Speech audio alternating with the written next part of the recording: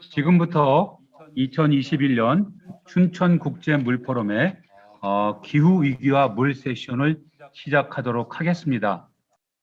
지금 이 세션은 줌과 그리고 이제 유튜브로 같이 생중계가 되고 있습니다. 그래서 지금 저희 세션은 여러분 다 아시다시피 최근에 이런 기후위기로 인한 물 관련 재해는 지구촌 곳곳에서 발생을 하고 있습니다.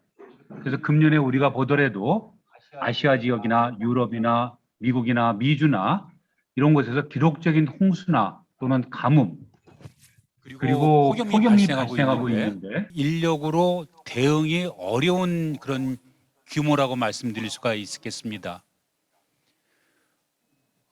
그리고 이제 기후 온난화로 인해서 빙산이 이제 많이 녹는 그런 현상들이 발생을 하는데, 그리고 이제 기후 온난화로 인해 가지고서 빙산들이 녹아나고 있는데, 그러면서 해수면이 올라가고 어떤 도서 국가들은 이제 몰락할 수 있는 그런 또 다른 인류에 대한 위협으로 다가오고 있습니다. 그래서 특히 금년 2021년에는 여러분 잘 아다시피 유럽에 아주 초유의 홍수가 발생을 했습니다.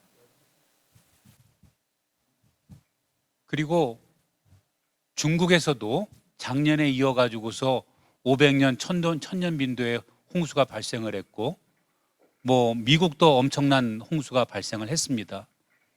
그렇게 홍수가 발생하는 반면에 또 어느 한 구석에서는 폭염으로 많은 피해가 발생을 했고 인명피해까지 일어나고 있습니다. 그래서 이런 기후 위기의 결과로 나타나는 물 분야에 대한 재앙을 우리가 어떻게 이해를 하고 대응을 해야 할까? 이것이 저희가 오늘 기후 위기와 물이라는 세션의 메인 주제가 되겠습니다.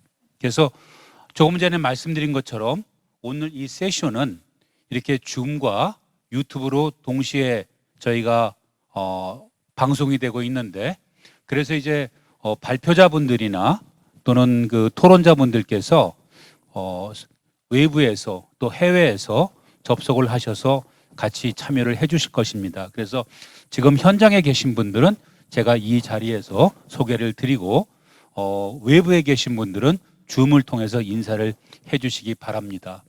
먼저 발표를 맡으신 분을 소개를 해 드리겠습니다. 기후위기와 탄소 중립에 대해서 발표를 해 주실 김소희 기후변화센터의 사무총장님 소개해 드리겠습니다. 우선 현장에 계신 분들을 먼저 다 소개를 시켜드리겠습니다. 그리고 토론을 맡아주실 중부대학교의 이주원 교수님 소개드리겠습니다. 그리고 역시 또 토론을 맡아주실 JC 인사이트의 최정화 대표님 오셨습니다. 예.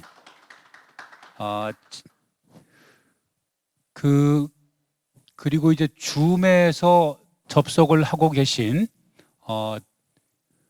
발표를 맡아주신 한국의 기후위기와 물에 대해서 발표를 맡아주신 권현안 교수님, 그 마이크 키시고 인사 한번 해주십시오. 안녕하세요. 세종대 권현안입니다. 발표 기회 주셔서 감사드리고요. 제가 최대한 발표 잘 드리도록 하겠습니다. 일본에서 지금 접속하고 계신 기후위기에 따른 일본의 물재해 대책을 발표해 주실 구본준 박사님. 안녕하세요. 일본 종합지구환경연구소의 구본준입니다. 반갑습니다. 예, 감사합니다. 그리고 토론을 해주실 에코맘 코리아의 하지원 대표님 인사 부탁드리겠습니다. 네, 에코맘 코리아의 하지원입니다. 반갑습니다. 예, 감사합니다. 그럼 지금부터 저희가 이제 제1주제에 대해서 발표를 시작을 하기로 하겠습니다. 네, 반갑습니다. 방금 소개받은 기후변화센터의 김소희입니다. 인사드리겠습니다. 먼저 춘천 물 포럼에 초대해 주셔서 진심으로 감사드립니다. 기후위기로 인해서 탄소 중립이 이제 현재 글로벌의 화두인데, 워낙 물 분야의 전문가분들이셔서 관련된 내용들은 이후 발제를 통해서 저도 배우겠고요. 기후위기와 탄소 중립이 지금 어떻게 글로벌에서 논의가 되고 있는지 그런 차원의 요청을 좀 받았습니다. 그래서 저는 거기에 맞춰서 약 15분간 말씀드리도록 하겠습니다.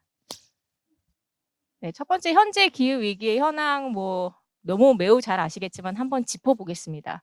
그리고 그 기후 위기로 인한 경제 사회적 피해는 어떤 부분에서 나올지, 그리고 국내 탄소 중립 노력은 지금 현재 어떤 키워드로 진행이 되고 있는지 그렇게 말씀을 드리도록 하겠습니다.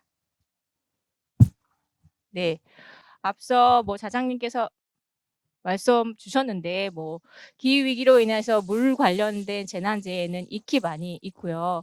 그리고 올해 미 서부 지역은 산불로 그리고 지중해 지역도 산불로 굉장히 많은 피해를 봤습니다. 산불과 기후 변화의 연관성에 대해서는 많은 논문하고 자료들에서 나와 있기 때문에 네, 잘 아시는 거고요.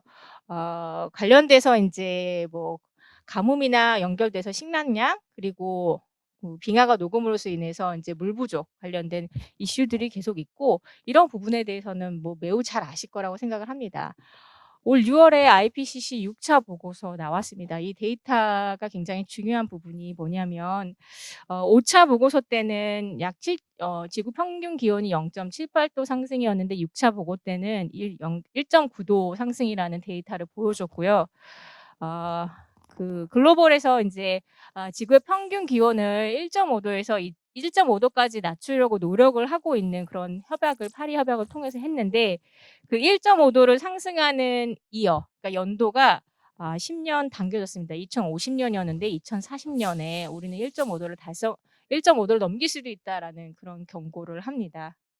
그래서 이 부분은 솔직히 이제 기후 위기에 대한 감수성을 논의할 때 이 부분을 얼마나 내가 정말 심각하구나라고 받아들이는 그 지점인데요. 그런 부분에 대해서 많은 과학자분들은 정말 심각한데 이걸 어떻게 전달하지?가 이 부분에 있어서의 커뮤니케이션의 가장 큰 역할이기도 합니다. 그리고 같은 해 이제 올해 또 6월에 419 ppm을 도달했다라고 네, 발표가 났습니다. 그럼 이게 어떤 의미냐? 450 ppm을 넘을 때 지구의 평균 기온이 2도씨를 넘을 수도 있다라고 많은 지구과학자들이 경고를 했습니다. 그런데 너무도 빠르게 상승을 합니다. 이 수치가 그러면 기후 회의론자들이 흔히 얘기를 하시잖아요. 이거 워낙 이제 태양계 운동으로 활동으로 오르락내리락 하는 거 아니냐, 이렇게 말씀하시는 분들도 계신데, 그러면 우리가 그 긴 호흡을 가지고 예전의 역사를 살펴봤을 때 이 정도 수치가 지구가 감당할 수 있는 수치인가를 살펴봐야 합니다. 그래서 나사의 데이터를 보시면 아시는 것처럼 65만 년 전까지는 여기 보시는 것처럼 이 1950년대 우리가 흔히 말하는 산업혁명 이전 그 세대까지는 일정 부분을 왔다 갔다 하고 소위 말해서 이 기준점을 넘지는 않습니다. 그런데 산업혁명 이후 우리가 이제 IPCC에서 얘기하는 인간의 활동으로 빚어진 그 활동으로 인해서 이게 계속 치솟습니다. 그래서 결국 IPCC 보고서는 지금 현재의 기후 위기는 인간의 산업 활동으로 인해 배출된 온실가스에 이거 한 거다라는 것을 이제 거의 확정지어서 얘기를 하죠. 1차 때 보고서, 2차 때 보고서 가능성이 있다 정도로만 얘기했지만 5차 이후부터는 지금의 기후 위기는 인간의 활동에 인한 거다라고 확정적으로 얘기를 하고 있습니다.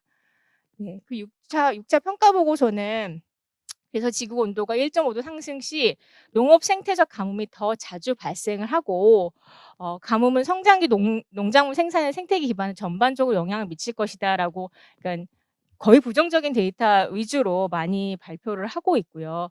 강수와 관련된 홍수가 심화하고 그 강도가 심화하고 빈도가 잦아질 것이다라고 발표를 했습니다.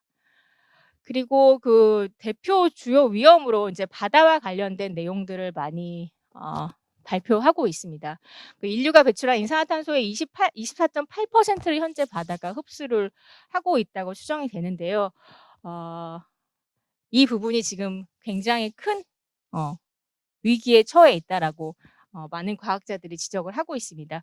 관련된 내용들은 이 데이터를 좀 보시면 되는데, 어쨌든 2020년 이전 그 세계 기상기구는 IPCC보다 조금 더 높게 발표를 했죠. 1.2도 상승했다라고 발표를 하고 이 상승에 대한 부분은 또 지역마다 또 다르게 나타납니다. 우리나라 같은 경우는 더 취약해서 현재 기온 상승이 더 높다라고 기상청에서 얘기를 하고 있는 상황입니다. 그러면 이거를 가속화시키는 부분에 일정 부분 기여를 한 부분도 저희가 잘 알고 있는 흡수원의 파괴가 동시에 일어나고 있기 때문입니다. 바다나 산림은 우리가 익히 잘 알고 있는 기후변화의 대표적인 흡수원인데요. 온실가스를 방출한 만큼 그거를 지구가 자정 노력에 의해서 바다나 산림으로 흡수를 해야 되는데 바다도 파괴가 되고 있고 산림도 동시에 파괴가 되고 있어서 그 역할을 제대로 못하고 있는 상황입니다. 이 뉴스는 워낙에 잘 아시는 부분이죠. 바다는 이미 우리가 배출한 에너지뿐만 아니라 쓰레기로 인해서 이미 그 흡수원의 역할을 잘 못하고 있어서 현재 글로벌에서는 기후위기 대응 플러스 순환경제를 같이 하고 있습니다. 순환경제는 인간이 생활하면서 나오는 폐기물을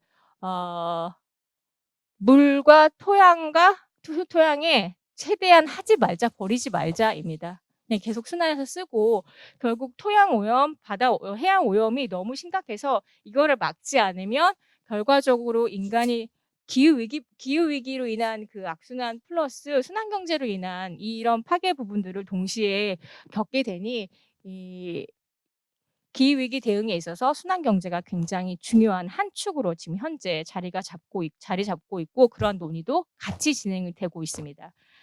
이 부분은 저는 대부분 이제 글로벌에서 나오는 통계를 보여드리고자 하는데요. 보시는 것처럼 맨 위에 있는 이제 재난재해 관련된 부분을 보시면 홍수, 물 관련된 부분, 태풍이나 폭풍 이런 물 관련된 재난재해가 워낙에 스위스리 제본 데이터인데요. 워낙에 이런 데이터들은 통계를 쭉 갖고 있기 때문에 그 빈도나 횟수의 증가치는 이미 상관관계가 있습니다. 이거는 이후에 추가적으로 구체적으로 발제하시는 분들께서 자세히 설명하실 거라 넘어가겠습니다. 기후변화의 가장 큰 문제점은 각각의 지역에서 발생하고 있는 모든 그 문제들이 현재 양의 대목인 고리를 해서 그 나비 효과처럼 우리가 상상할 수 없는 상황으로 진행이 되고 있다라는 부분입니다. 각각의 산호초가 없어지고 바다의 그 평균 기온이 해수면의 온도가 올라가고 빙하가 녹고 이런 모든 부분들이 다 양의 대목인 고리로 연결이 돼서 우리가 계산한 것을 이미 임계점을 넘어갈 수도 있다. 이런 부분들이 지금 과학자들이 경고하는 가장 큰 부분이라고 보시면 되겠습니다.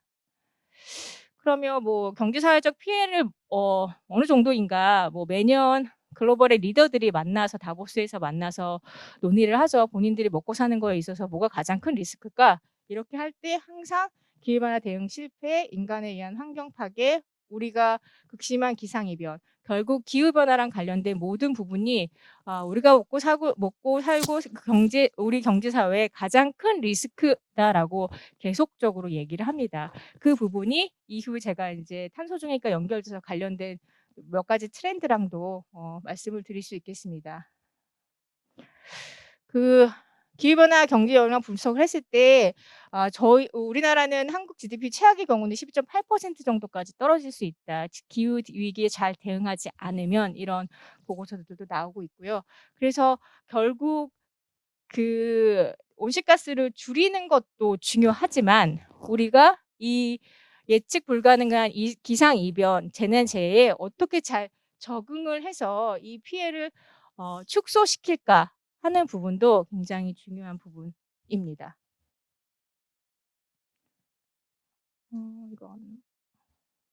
네. 그리고 또 하나의 문제는 그 해수면 상승으로 인해서 이재민의 문제입니다. 지금 많은 주요 도시들, 그 해수면 근처에 있는 주요 도시들이 해수면 상승으로 인해서 피해를 입을 거라는 보고서들이 나오고 있고, 우리가 익히 알고 있는 투발루 섬이라든지 이런 섬뿐만 아니라 마이애미, 플로리다 이렇게 바다에 인근한 그런 섬들, 그러니까 도시들 역시 해수면 상승하고 전혀 무관하지 않은 상황이고, 그래서 국내에서도 바다에 접한 도시일수록 제주도나 부산 같은 경우도 이런 기후 적응 차원에서 우리가 해수면 상승을 어떻게 받아들이고 어떻게 준비하고 할 것인가가 향후 도시 계획에서는 굉장히 중요한 부분으로 차지를 해야 되는데 현재까지는 이런 부분들이 반영이 안 되고 있는 것 같습니다. 그리고 제일 처음에 말씀드렸다시피 그 가뭄이나 홍수나 이런 기상 이변으로 인해서 결국 식량하고도 연결이 되는 부분인데 이런 부분들은 먹거리의 가격하고도 연결이 되기 때문에 네, 우리가 뭐 굳이 네, 추가로 설명하지 않아도 다들 잘 아실 것 같습니다. 그리고 생물 다양성의 위기 문제를 같이 언급을 하고 있습니다. 그래서 이 문제를 생태계 생물 다양성 문제 따로, 기후 위기 따로, 대응 따로 이렇게 하지 말고 앞으로는 다 같이 봐야 된다라고 해서 그 거버넌스가 점점 지금 같이 논의가 되고 있는 글로벌에서 같이 논의가 되고 있는 상황입니다. 네, 그러면 우리가 글로벌 차원에서 어떤 노력을 하고 있을까를 보시면 2015년에 굉장히 중요한 두 가지 글로벌의 그 협약이 이루어졌습니다. 파리 협약이고요. SDG를 발표를 했습니다. 이 두 가지 목표는 중간 목표 단위로 2030년까지를 일단 정하고 있습니다.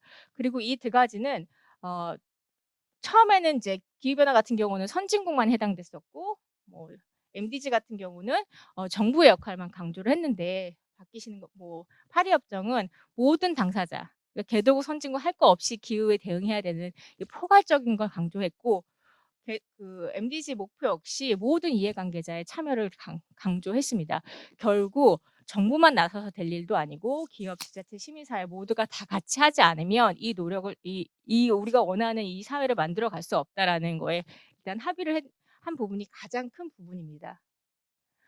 우리가 얘기하고 있는 탄소 중립이라는 얘기는 1.5도시 송도에서 열렸던 1.5도 특별 보고서에 처음 나오기 시작합니다. 왜 나오냐? 파리 협약에서는 보통 기후변화 당사국 총회에서는 글로벌 목표를 2100년까지 2도씨 미만으로 낮추기 위해서 노력을 하자라고 했는데 지금의 기후변화로 인한 기상 이유나 재난재해가 너무 심각해지니 1.5도까지 낮출 수 있도록 노력을 하자라고 문구를 넣습니다. 파리 협약에서. 그러면 파리 협약이 마치고 2015년에 마치고 나서 IPCC를 통해서 그럼 우리가 1.5도를 만들기 위해서 어떤 노력을 해야 되는지 정책 지원자들한테 요청을 할 만한 내용들을 줍니다. 그 내용이 결정이 됐는 게 우리가 1.5를 달성하기 위해서는 2030년 대비 45%, 10년 대비 2030년까지 45% 온실가스를 줄여야 하고 2050년에 넷제로를 도달해야지 우리가 간신히 1.5도를 맞출 수 있다라는 정책 제안을 합니다. 거기 밑에는 뭐 탈석탄 금융에 대한 내용도 같이 있고요.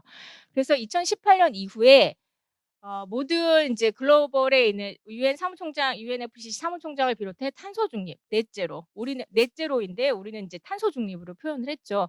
그 이슈에 대해서 글로벌에서 얘기가 시작이 됩니다. 그럼 탄소 중립은 뭐냐? 보시는 것처럼 배출원을 흡수원으로 숫자상으로 0으로 만드는 겁니다. 탄소를 우리가 아예 배출하지 않는 거는 아니고요. 여기 이거 배출하는 각각의 분야에 있는 배출이 되는데 제가 말씀드렸던 뭐 재생에너지를 투자하고 해양이나 산림이나 뭐 습지와 늪을 확대해서 흡수원을 확대해서 이거를 플러스 마이너스를 0으로 만드는 그런 과정이 바로 탄소 중립입니다. 탄소 중립 목표랑 관련해서 많은 이제 글로벌 리더들이 탄소 중립 해야 된다 뭐 이렇게 요구를 했고 그래서 우리나라도 작년에 탄소 중립을 2050년까지 달성을 하겠다라고 선언을 했습니다. 글로벌의 이러한 노력들과 무관하지 않았던 거고요.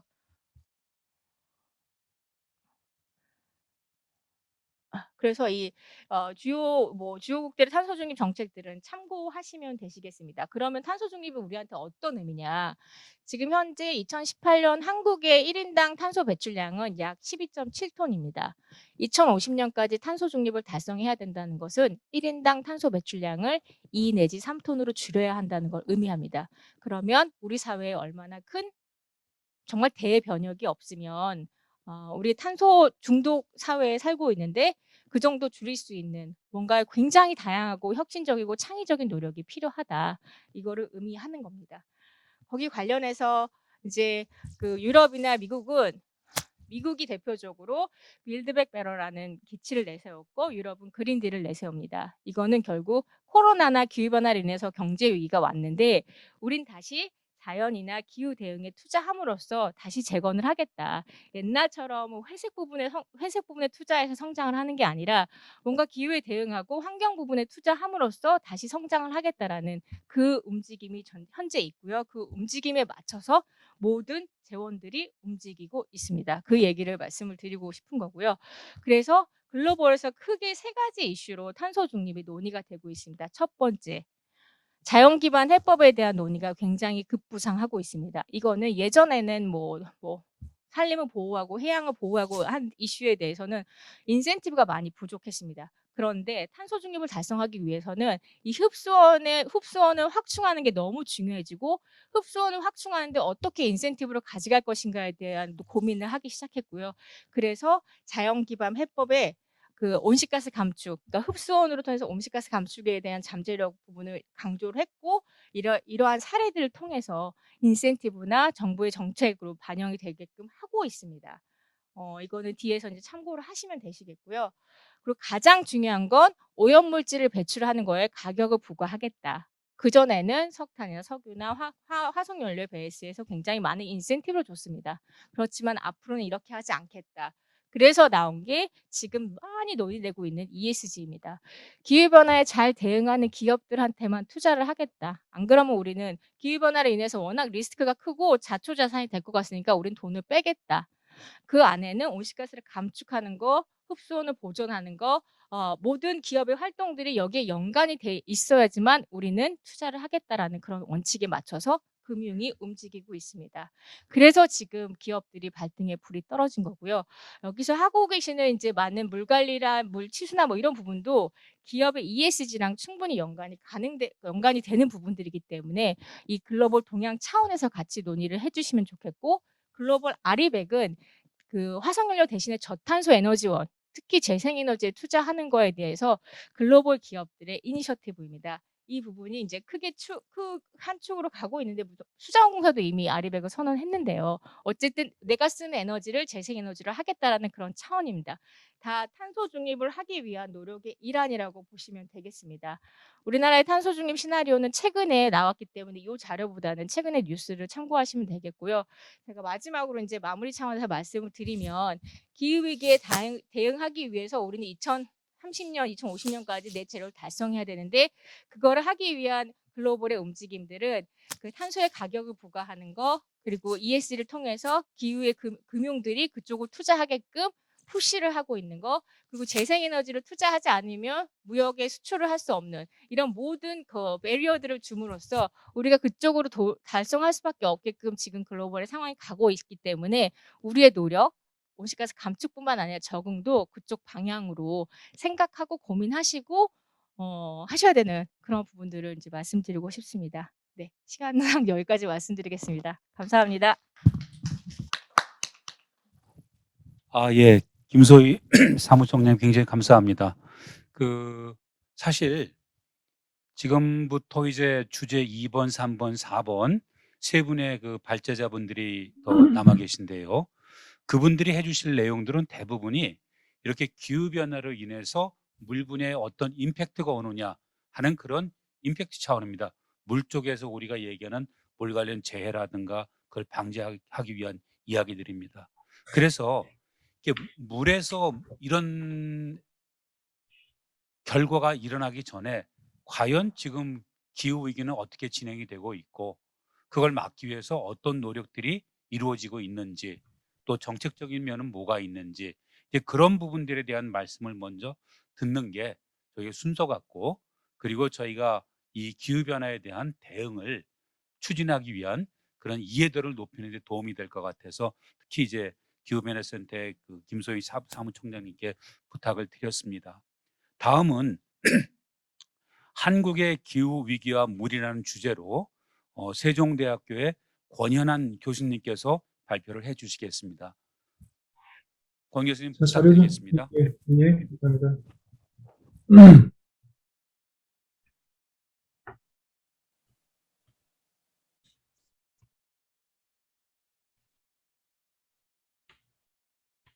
안녕하세요. 좀 전에 소개받은 세종대학교 권현환 교수입니다. 저는 그 앞에서 그 말씀드렸던 내용들 좀 포괄해서 간단하게 기후 변화에 대해서 간단히 말씀드리고 우리나라의 수재 부분 그리고 앞으로 수재 측면에서 전망되고 있는 부분들 그리고 저희 수자원 쪽에서 생각하고 있는 그런 뭐 대책들이라든지 해야 될 일들에 대해서 간단히 말씀드리고 마무리하도록 하겠습니다.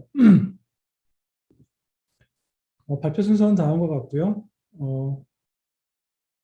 이미 소장님께서 말씀하셨지만 기후 또는 기후 변화에 대해서는 뭐 많은 사전 지식들을 갖고 계시겠고요. 우리 수자원 쪽에서도 얘기하는 것처럼 얘기하듯이 기후 변화라고 하면은 좀 장기간의 변화를 보고 있습니다. 그래서 원인은 당연히 그 이산화탄소라든지 이런 그 저희 온실가스 때문에 발생하는 요인으로 인해서 온도 증가가 결국은 저희 그 물순환 자체의 변화를 가져오는 요인으로 작용하고 있다는 점에서 굉장히 밀접하게 관계가 있습니다. 뭐 이런 그림도 많이 보셨으니까 이런 부분 좀 생략을 하고요. 아직 한 5, 6년 전까지만 하더라도 저희가 기후변화에 대해서 조금 비관적으로 얘기하시는 분들도 계셨거든요. 그게 실제로 기후변화가 왔냐 안 왔냐에 대한 부분들, 과학적으로 증명이 안 됐다는 부분인데 최근에 이런 부분들은 더 이상 논의는 아닌 것 같고요. 어떻게든 이제 기후변화에 적응 또는 대응하려고 하는 노력들이 집중되고 있습니다. 뭐 이런 그림도 많이 보셨겠지만 앞에서 소장님도 말씀하셨지만 저희가 파리협약에서 2도씨를 막자고 지금 굉장히 노력을 주고 하고 있는데 요 약간 서클에서 보시면 저희가 1.5도 증가하는 폭을 넘어가면 이미 왔다 갔다 하는 범주화에 있습니다. 그게 이제 평균적으로는 아직 2도씨 미만이지만은 최근에 이제 증가되는 폭을 보시면 거의 1.5 라인에 이제 근접되어 있기 때문에 어떤 트리거를 넘어가지 않는 선에서 일단 빨리 조정이 돼야 됐다고 하는 것도 이제 국제적인 동조 또는 어떤 의견 일치를 보고 있습니다. 뭐 여러 앞에서도 말씀하셨지만 기후변화라고 하면은 지금 보시면 여기 굉장히 많은 그런 사회 관련 지표들이 있는데요. 그 대부분이 그 기후변화의 온도에 증가하는 거와 패턴이 비슷하게 발생을 합니다. 이 얘기는 결과적으로는 인간의 활동이 결과적으로 기후변화를 발생시키는 요인으로 작용했다는 것들을 반증하고 있는 결과들이고요. 또 하나는 이제 기후변화 때문에 발생하는 그런 단순히 저희 불편함뿐만 아니라 여기 이제 NSF에서도 발표한 논문에서도 보시는 것처럼 대부분의 그 왕조가 몰락하는 부분들은 크게 보면 강수 부족과 이어지는 장기적인 가뭄, 그 다음에 이제 몰락이 이루어진 이런 거기 때문에 저희가 당장 뭐 이런 얘기까지 하기까지는 좀 비관적이지만 좀 살펴볼 수 있는 내용이라고 생각해서 간단하게 넣어봤습니다. 다음은 우리나라에서 발생했던 기후변화에 따른 수재들 좀 간단히 말씀드리겠습니다. 제가 아직 업데이트된 정보들은 2020년까지 아직 집계가 국가에서 되지 않아서 나오지는 않았지만 보시는 것처럼 뭐 인명피해나 이런 부분들은 증가 감소가 하지만 최근에 이제 인명피해가 여기 오렌지 칼로 되어 있는 인명피해가 증가되는 부분들이 있고요. 좀 뭐 수자원 쪽 하시는 분들이 보시면 좀 의아할 수 있겠지만 제가 2014, 15 이때 굉장히 큰 대가뭄이 들었음에도 불구하고 어떤 재산 피해라고 하는 부분들은 굉장히 작게 잡혀 있는 것들이죠. 그러니까 저희가 사실 가뭄에 대한 피해를 모르기 때문에 이런 거지 사실 이 시기로 보게 되면 꼭 이렇지만은 않았을 거라는 생각이 듭니다. 전반적인 트렌드는 이렇다고 보시면 될 것 같고요. 그래서 뭐 저희가 기후변화에 의해서 증가하는 강우량도 있겠지만 한편으로는 또 온도도 증가하고요. 결과적으로 수문 순환 자체가 빨라지기 때문에 어느 지역이 홍수가 들게 되면 어느 지역 가뭄도 들게 마련입니다. 그래서 그 양쪽의 그 변동성이 커지는 부분에 대해서는 충분히 대비를 해야 된다는 측면에서 우리나라도 이제 가뭄에 대한 위험성도 일부는 증가하고 있다는 부분도 뒤에서 말씀드리도록 하겠습니다. 그래서 이 자료를 보시면 축구기 자료가 1770년도부터 현재까지 저희가 이용 가능한데 빨간색이 사실은 강우가 부족한 시기였고요. 파란색이 이제 강우가 많았던 시기인데 강우는 꾸준히 증가하고 있기 때문에 상대적으로 가뭄의 위험도는 적지만 이 움직이는 폭 자체가 굉장히 커지고 있기 때문에 앞으로 이제 어떻게 변할지는 제가 두고 봐야 되는데 이 보시는 이 그림처럼 이 1770년도에 큰 가뭄이 한 번이 왔고 1900년도에 왔고 최근에 2013년도에 가뭄이 한 번 왔는데요. 상대적으로 이제 크기는 크지 않았지만 우리가 느끼는 그런 그 데미지는 엄청 컸던 것들이죠. 그러니까 저희 시스템 자체가 이쪽에 익숙해져 있기 때문에 과거에 그렇게 큰 가뭄이 안 왔지만 저희가 굉장히 큰 그런 피해를 또는 피해의 그런 우려감이 있었던 걸 보시면 앞으로 이런 큰 주기에서 오는 가뭄들도 기후변화에 의해서 어떻게 될지들도 굉장히 큰 저희 수자원 쪽에서는 생각해봐야 될 과제 중에 하나입니다. 홍수 측면에서 보게 되면 이거 미국 사례인데요. 이거 제가 다른 보험 쪽과 관련돼 있는 쪽에서 갖고 왔던 자료인데 미국 같은 경우도 카트리나 이후로 아이크, 샌드, 매튜, 뭐 하비, 일마 이런 태풍들이 오면서 굉장히 많은 피해를 발생을 시켰습니다. 그래서 우리 관련돼 있는 보험회사들이 자연재해와 관련된 보험회사들이 거의 파산 지경까지 가는 시간까지 그런 지경까지 가게 되는데 그러면서 이제 그런 보험사들이 요구하는 그런 상황들이 뭐냐면 제발 과거와 관련돼 있는 정보를 가지고 수정 계획을 수립하는데 활용을 지향하고 가급적이면 빠르게 그런 부분을 업데이트 좀 국가 차원에 해줬으면 좋겠다라는 얘기들이 많이 논의가 되고 있습니다. 그런 측면에서 보게 되면 미국도 최근에 이제 그 피해 사례가 막 각 5년 안에서도 몇 번씩 발생하니까 한번 통계를 내보면 10년 이상 돼서 10년 이상 된 계획이 10년 이상 된 지역들도 꽤 많다는 것들이죠. 그래서 그 보험회사들이 요구하는 부분들은 지금 1990년도부터 그 사이에서 계획들이 이루어진 것도 한 10% 되고 한 2000년 초반에 이루어진 게 75%니까 이 사람들이 봤을 때는 이것도 굉장히 아웃 오브 데이트라는 거죠. 그래서 저희가 보는 뭐 기본 계획에서 얘기하는 10년, 뭐 20년 이런 부분들은 굉장히 앞으로는 이런 부분들이 당겨져야 된다는 부분들도 결과적으로 기후변화와 연관이 크게 있다라는 측면에서 지금 논의들이 되고 있고요. 우리나라도 이제 피해들이 발생하게 되는데 일단 비와 관련되어 있는 피해들이 가장 큽니다. 그래서 보시는 것처럼 노란색이 태풍인 거고 핑크색이 그 호우와 관련되어 있는 겁니다. 그래서 기후변화에 의해서 증가하는 온도가 결국은 강우의 증가를 발생시키고 그게 이제 수재를 키울 것 같다는 그런 우려가 이제 우리나라에 발생을 하고 있는 것들입니다. 제가 조금 더 부연 설명드리면 동영상인데 작년에 발생했던 그 피해 사례고요. 이거는 그 섬진강 쪽에서 제방 쪽으로 물이 원류되는 것들인데 과거에 저희 이런 사례를 본 적이 없거든요, 사실은. 그래서 뒤에 이제 강우량에 대해서도 보여드리겠지만 이런 상황들이 저희가 앞으로 이제 맞아지게 된다고 하면 과연 제방을 이렇게 넘기는 거를 어떻게 바라봐야 될지를 좀 고민을 해봐야 될 것 같은 상황이 지금 됐습니다. 그래서 작년에 강우를 좀 집중적으로 보게 되면 좀 약간 쉐이딩 돼 있는 부분들이 과거고요.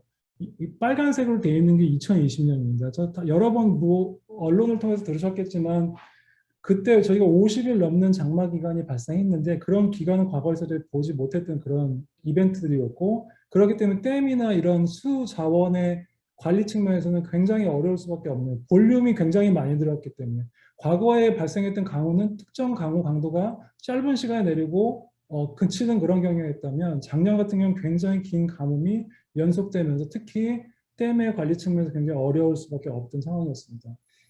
극치 강우 측면에서 봤을 때도 이 파란색이 과거고요. 그 빨간색이 2020년입니다. 그래서 짧은 지속 시간에서는 크게 차이를 안 보였지만 큰 지속 시간에 보면 역대급으로 광주나 남원 이런 같은 경우는 과거 남원 같은 경우는 거의 더블에 가까운 강우량이 24시 동안 내렸습니다. 그래서 강우 지속 시간이 길어짐에 따라서 강우가 증가하는 그런 과거와는 다른 패턴의 강우가 발생을 했었고요. 빈도로 보더라도 이쪽이 이제 피해가 났던 집중 지역이었는데 대략 500년 빈도 정도가 됐습니다. 제가 2011년 기준이라는 말씀드리는 건 특별하게 저희가 하천 기본계획에서 보통 사용하는 강우 강도 10들이 저희가 확률 강우량도가 나왔던 시점이 2011년인데 그렇다면 이 시점에 기준을 봤을 때 이번에 발생내린 강우량도 지금 어느 정도의 빈도였냐를 판단해 보면 대략 500년 빈도 가까이 됐던 강우가 내렸습니다. 앞에 보여드렸던 추구기하고 비교하더라도 이때에 지금 별표로 보이셨던 강우량들이 과거와는 다르게 X축이 강우의 지속 시간입니다. 그런 이벤트들이 보이지 않았던 것들을 이번에 저희가 경험을 몇 개 지점들에서 뭐 서울, 대전, 금산 이런 같은 게 보시는 것처럼 거의 보지 못했던 강우 지속 시간을 볼 수가 있었습니다. 기후변화 전망은 앞에서 말씀 잘 해주셨지만 결국 CO2 농도를 가지고 저희 실험을 하게 됩니다. 그래서 RCP라고 하는 AR5 시나리오를 기준으로 했고 최근에는 SSP라고 해서 6차 보고서 시나리오가 나오게 돼서 아마 지금 약간 트랜지션 타이밍이 되겠는데 이런 시나리오에 따라서 분석을 해보면 최근에 이제 제가 SSP 시나리오가 4.5 또는 SSP5 같은 경우 8.5 시나리오에 근접하게 되는데 앞에서도 말씀드리셨지만 저희가 온도가 81년 2도를 기준으로 봤을 때, 이게 과거라고 봤을 때 2도씨가 증가하는 시점이 4.5일 때는 대략 2024년, 2053년 정도의 수준이라고 보게 되면, 그게 8.5 시나리오 가게 되면 그게 굉장히 앞당겨져서 요 시기로 2018년부터 2047년 사이로 많이 줄어들죠. 그 기간에 따라서 지금 강우를 표시해 보면 위에 있는 그래프입니다. 온도의 증가에 따라서 강우가 이렇게 증가하는 패턴을 보이고 있죠. 그렇기 때문에 저희가 온도 증가가 이런 강우의 증가와 연결성이 있다라는 부분에서 굉장히 주목을 해야 될 것 같고, 이론적으로 보더라도 저희가 중고등학교 때 봤던 이런 상평양도인데요. 온도가 증가하면 포화준 기압이 증가할 수밖에 없습니다. 그 얘기는 공기 중에서 얻을 수 있는 공기 모이스처 양이 증가할 수밖에 없는데, 우리의 관심 사항은 시간에 따라서 극치량이 얼마만큼 증가하는 게 우리 관심 사항인데, 여기 보이시는 것처럼 일단 시간에 따른 온도의 증가는 이미 앞에 있는 그림에서 보여드렸지만 명백합니다. 그렇다고 하면 지금 과거에서 온도 증가에 따른 요 극치 강우량의 증가율이 어느 정도인지를 파악을 하면 결과적으로 미래에 이제 어느 정도 강우량이 증가할 거라는 예상이 되는데, 이 부분은 이론적으로 7%입니다. 그러니까 1도가 증가할 때 7% 정도씩 모이스처가 증가하니까 저희가 2도가 증가한다고 가정해서 대략 14% 정도의 확률 강우량이 증가한다고 봐도 이론적으로 무방합니다. 그래서 온도의 증가가 굉장히 중요하고요. 이런 부분을 감안해서 저희가 시나리오 분석을 통하면 홍수량의 변화도 볼 수가 있습니다. 그래서 그렇게 분석을 여러 단계를 거쳐서 지역기후 모델부터 그러니까 전지구 모델부터 지역기후 모델을 통해서 상쇄를 시켜서 보게 되면 한강, 금강, 낙동강, 영산강, 성진강을 봤을 때 주로 남부지방의 주로 홍수의 증가율, 그러니까 대략 홍수량의 증가가 대략 10% 정도, 그리고 영산강 같은 경우 심지어는 뭐 60%까지 홍수량이 증가할 거로 전망이 되고 있습니다. 강원 측면에서도 동일합니다. 강원은 증가하지만 한 번 내려가서 그 정상 상태로 회복되는데 시간이 많이 걸리기 때문에 그런 부분을 그림으로 표현드리면은 서울과 같은 경우가 이렇습니다. 그래서 여기 4.5 시나리오 기준으로는 과거 동그라미로 표시되어 있는 과거의 강우의 가뭄의 지속 기간과 심도가 거의 비슷하지만 8.5로 넘어가면서 저희가 과거에 보지 못했던 가뭄들이 보이기 시작을 합니다. 빨간 점으로 보이는 점들이. 이런 부분을 좀 보시면 이렇게 영역을 분류해 볼 수가 있거든요. 그래서 과거에 저희가 봤던 가뭄의 빈도 또는 빈도가 이 정도 범위에서 점점 이렇게 늘어날 수 있는 그런 메가 가뭄 같은 것들이 간혹 나올 수도 있다라고 하는 부분에서도 저희가 굉장히 노력을 경주해야 될 부분들이라고 보시면 될 것 같습니다. 이제 발표를 마무리한 측면에서 저희가 이제 작년에 홍수를 겪으면서 말씀드렸던 내용들을 어떻게 처리해야 될 거냐는 부분들. 과거에는 저희가 댐 설계와 하천 설계를 따르게 봤습니다. 댐은 댐대로, 하천은 하천대로 봤기 때문에 댐의 유입량은 200년 빈도였고 하천의 빈도는 100년 정도 됐기 때문에 댐은 자기 역할을 하고 댐의 방류를 통하면 하천은 피해가 날 수밖에 없습니다. 과거에는 저희가 재정적인 부분하고 여러 그런 제약적인 조건들 때문에 그런 걸 맞추지 못했지만 이런 부분에 대해서 저희가 앞으로 더 신경을 써야 될 부분들이 작년에 홍수로부터 얻은 교훈들이고요. 그렇기 때문에 저희가 말씀드렸던 이런 상황들을 전 지역을 모든 그 빈도를 맞추겠다고 하는 건 재정적인 투자가 굉장히 많이 요구되기 때문에 국가에서 할 수 있는 없는 부분들이 있습니다. 그래서 최근에 나오는 것들이 선택적 홍수도 방어들, 그리고 뭐 중요 지역들은 저희가 어떻게든 홍수를 방어하지만 중요하지 않은 지역들은 상대적으로 어떤 다른 부분으로 비구조적인 부분으로 이제 해결을 하고자 하는 노력들을 해야 된다는 게 이제 많이 얘기했던 것들이고요. 여기 왼쪽의 그림들은 미시시피 강에서 발생했던 홍수 때 거기 이제 워낙 도달 시간이 길다 보니까 특정 이제 지역 사람들은 이런 극단적인 선택적 홍수 방어를 하는 사례들도 있었습니다. 그러니까 이게 이제 예는 아니지만 앞으로는 저희들도 특정 지역에 대해서는 저런 식으로 윤중제라든지 이런 통해서 방어를 해야 될 타이밍도 이제는 됐다라는 부분을 말씀드리기를 드렸고요. 당연한 얘기지만 예보를 잘하면 상당 부분 우리가 예측을 잘하면 상당 부분 홍수에 대한 피해를 줄일 수가 있습니다. 이런 부분도 저희가 계속 노력을 해야 될 것 같고요. 물수급 측면에서 봤을 때도 결과적으로 큰 가뭄이 왔을 때 저희가 쓸 수 있는 물을 빨리 파악하고 그 근처에 있는 물들을 저희가 빨리 디텍션해서 할 수 있는 부분들에 대한 그런 개념들, 그러니까 가뭄 EAP 개념들이죠. 오늘 패널로 와 계신 이주영 교수님들이 많이 말씀하시는 부분 중에 하나도 이 가뭄 EAP에 대한 개념 도입도 필요하다고 말씀드릴 수가 있겠고요.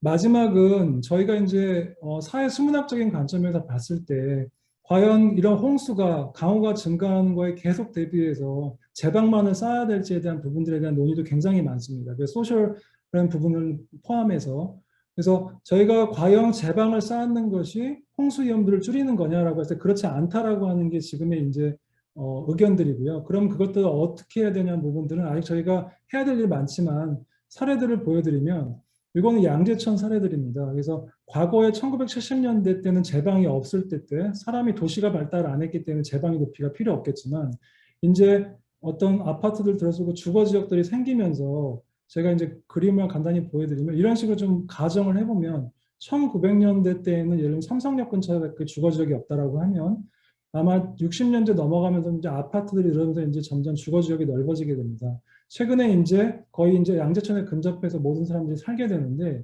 그런 것들을 거리, 면적, 그 당시 때 제방고들을 추정을 해보면 얘들이 어떻게 서로 역학적으로 관계가 있냐를 보게 되면 저희는 계속 제방을 높이는 방향으로 가왔던 것들이 현재로서 그래서 여기 보시면 1900년도부터 2000년도까지 모델링을 해보면 제가 인위적으로 2022년에 홍수가 났다고 가정을 해보면 현재 지금 양재천의 제방 높이가 15m 정도 됩니다.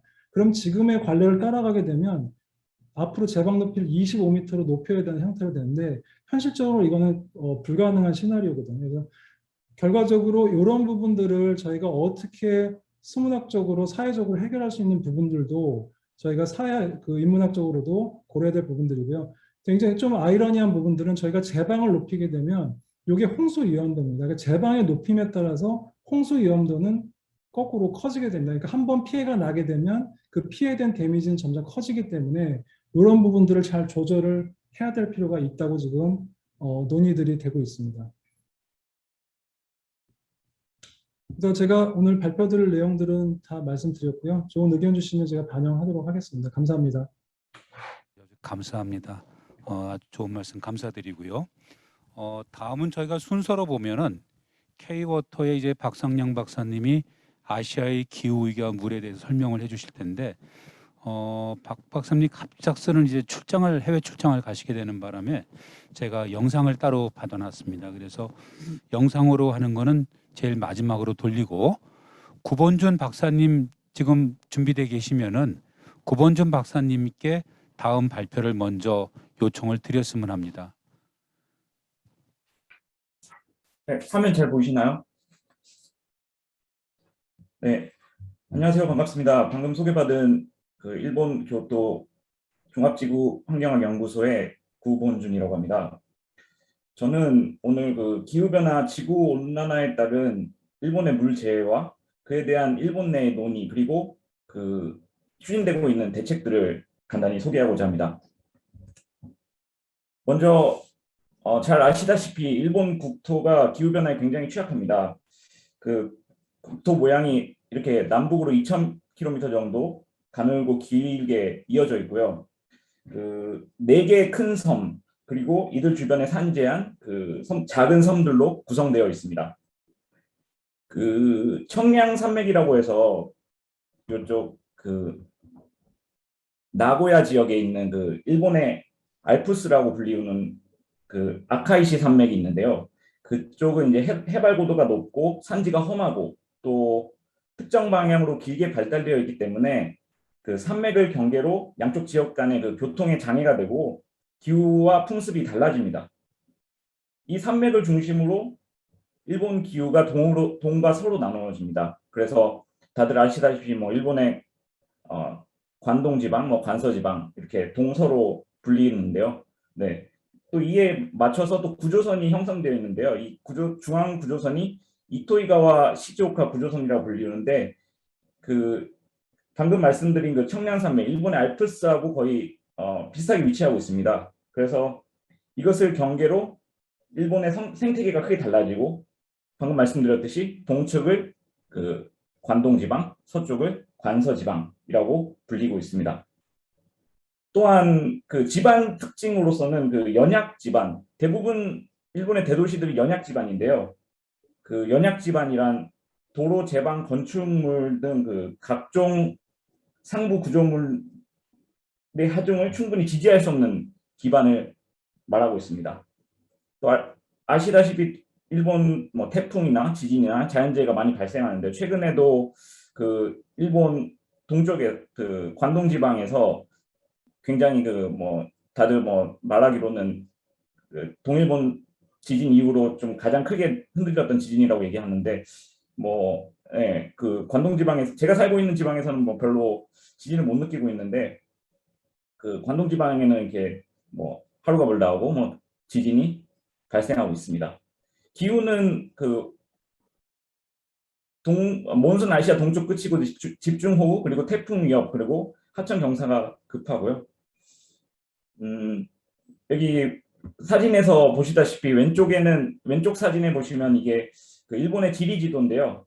이게 초록색으로 표시된 부분이 해수면보다 그 0에서 200m 정도의 높이.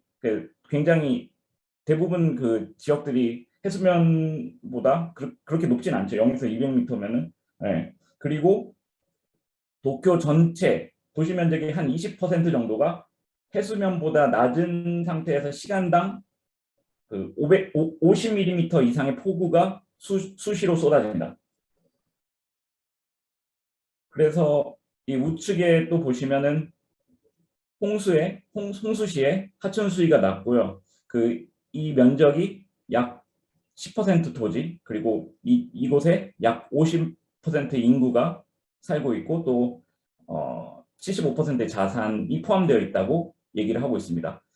또 이 오른쪽 사진에서 보시면은 이게 오사카와 그 도쿄 쪽인데요. 보면은 그다지 그 해수면이 높지 않죠.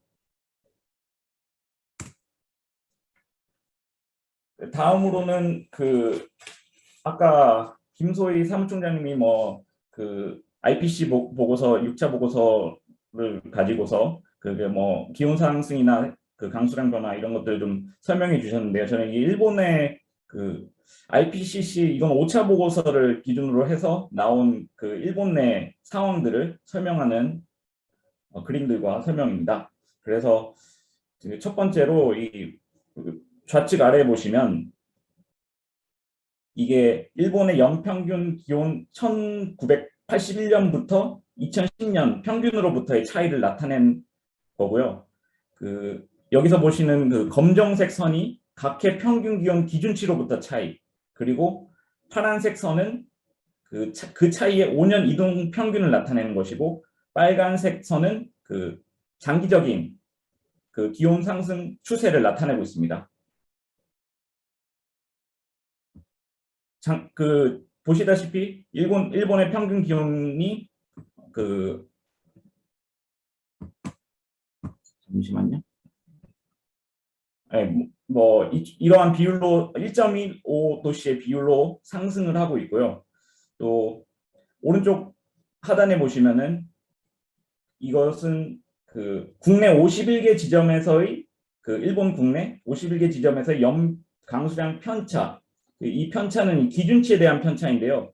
여기서 나타내는 기준치라 하면 아까 뭐 온도에서 기온 변화에서 말씀드렸다시피 1981년부터 2010년, 30년 평균치입니다. 그 기준치에 따른 편차입니다. 그래서 그 파란색 선을 우측에 보면 파란색 선은 그 편차로서 5년간의 이동 평균을 나타냅니다.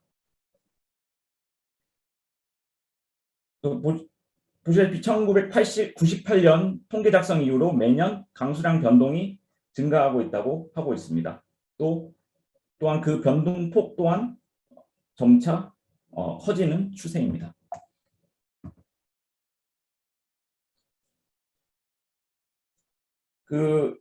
일본의 그 해수면 상승에 따라서 영향들이 나타나고 있는데요. 특히 제로미터 지대라고 해서 지면이 해면보다 낮은 해발 제로미터 지대가 확대되고 있습니다. 그리고 해일에 의해서 침수 리스크가 커지고 있습니다. 이거는 일본의 어느 보고서에서 가져온 자료인데요. 오른쪽 그림에 보시는 것은 베니스 산마르코 광장 침수 횟수랑 일본의 이스쿠시마 신사라고 하는 히로시마만 남서부에 위치한 섬 화랑의 연간 회랑의 연간 침수 횟수를 나타내고 있습니다. 보시면은 그 일본 그 이스쿠시마 신사 회랑의 그 연간 침수 횟수도 그 계속 증가하고 있는 것을 보실 수 있습니다. 근데 이것에 대해서 현재 지금 일본 내에서 논의가 있는데 그 현재로서는 그 지구 온난화에 대한 영향인지 명확하지 않지만 원인이 될 가능성이 있다라고 표현하고 있습니다. 그리고 이 일본의 3대만이라고 불리우는 그 좌측부터 오사카만, 그리고 가운데 이세만, 오사카만, 그 도쿄만의 제로미터 지대가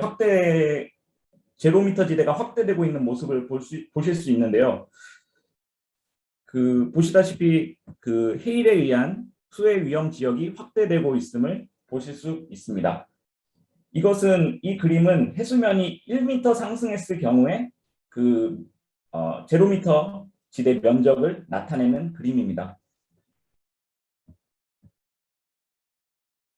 왼쪽에 보시면은 왼쪽에 그 표를 보시면은 현재로서는 그 면적이 총 면적이 그 3대만의 면적이 총 559 제곱킬로미터 정도이고 그곳의 인구가 한 388만 정도가 거주하고 있습니다.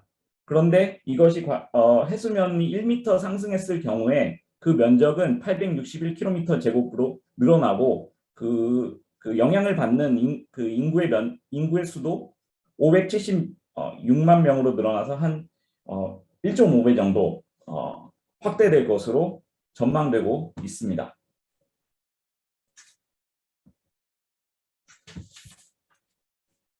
다음 또 다른 해수면 상승에 따른 영향인데요. 보시다시피 현재 이 가장 위에 있는 사진이 현재의 모습이고 그 가운데 있는 모습이 해수면 상승에 의해서 그 모래사장이 후퇴하는 모습을 보여주고 있습니다. 그리고 그 다음 그림에서 보시면 모래사장이 해수면 상승에 대응해서 한층 더 후퇴한 모습을 보실 수 있습니다. 이렇게 보시면은 그 해면이 상승하게 되면은 그 모래사장이 그 안전 구배를 위해서 수위 상승분 이상으로 그 선이 후퇴를 하게 됩니다. 그 밑에 표에서 보실 수 있으시 그 자료에서 1m 해수면이 상승하면 모래사장은 약 100m 정도 후퇴하고 일본 모래사장이 약 90% 정도가 침식될 우려가 있다고 전망하고 있습니다. 그리고 그 기후변화에 따라서 일정 지역에 한정된 국지적 호우 증가 경향을 나타내고 있는데요. 첫 번째 그림이 1시간 강수량 50mm 이상 연간 발생 횟수를 나타내는 것이고요. 두 번째가 80mm 이상, 그리고 세 번째 오른쪽에 있는 그림이 100mm 이상을 나타내고 있습니다. 그래서 이 연도별로 보시면 그 가장 최신량이 좀 오래된 자료이긴 한데 그 2001년부터 2007년까지, 그리고 그 가운데가 1988년부터 1997년 정도까지 보시다시피 계속해서 그 국지적 호우가 증가하는 경향을 보실 수가 있습니다. 그 일본 기상청에서는 시간당 50mm 이상의 비는 매우 거센 비, 80mm 이상의 비를 맹렬한 비, 그리고 이러한 비가 내릴 경우에는 시야가 나빠져서 운전에 위험이 생긴다고 말하고 있습니다. 또한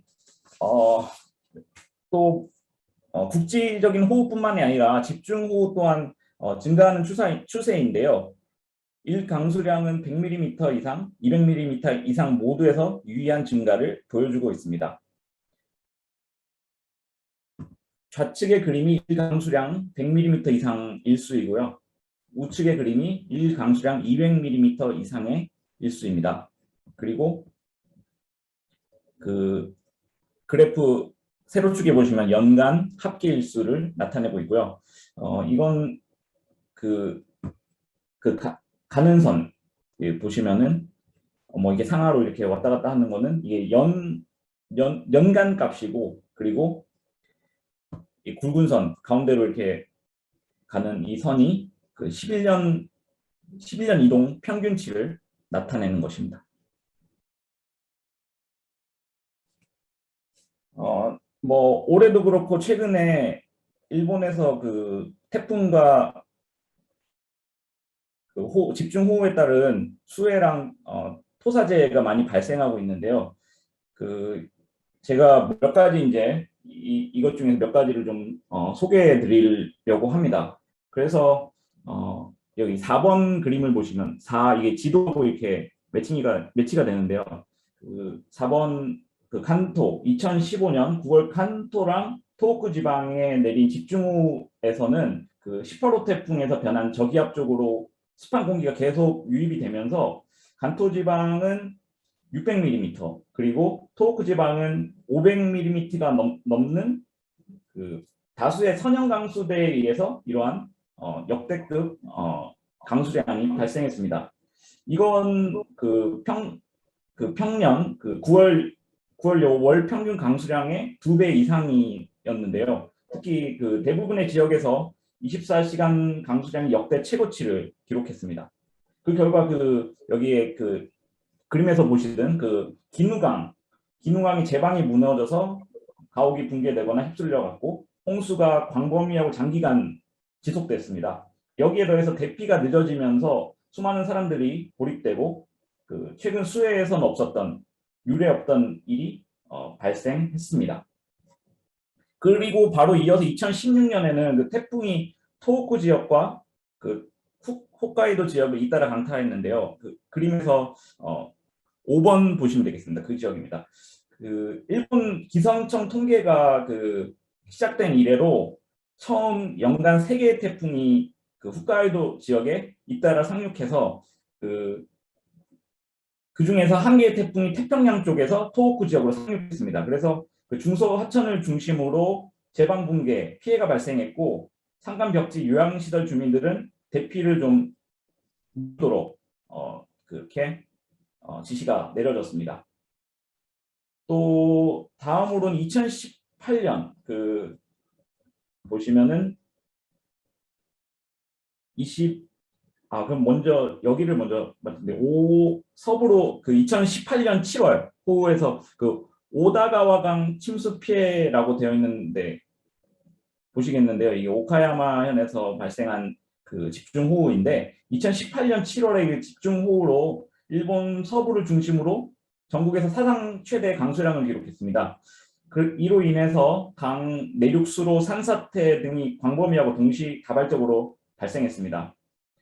그 기후 변화로 인해서 그 총 강수량이 약 6.5% 증가한 것으로 추정된다고 하면서 그 일본 기상청은 그 이 집중 호우에 온난화가 기여했다고 처음으로 언급하고 단일재해에 대한 기후 변화의 영향을 처음으로 언급한 그 사건입니다.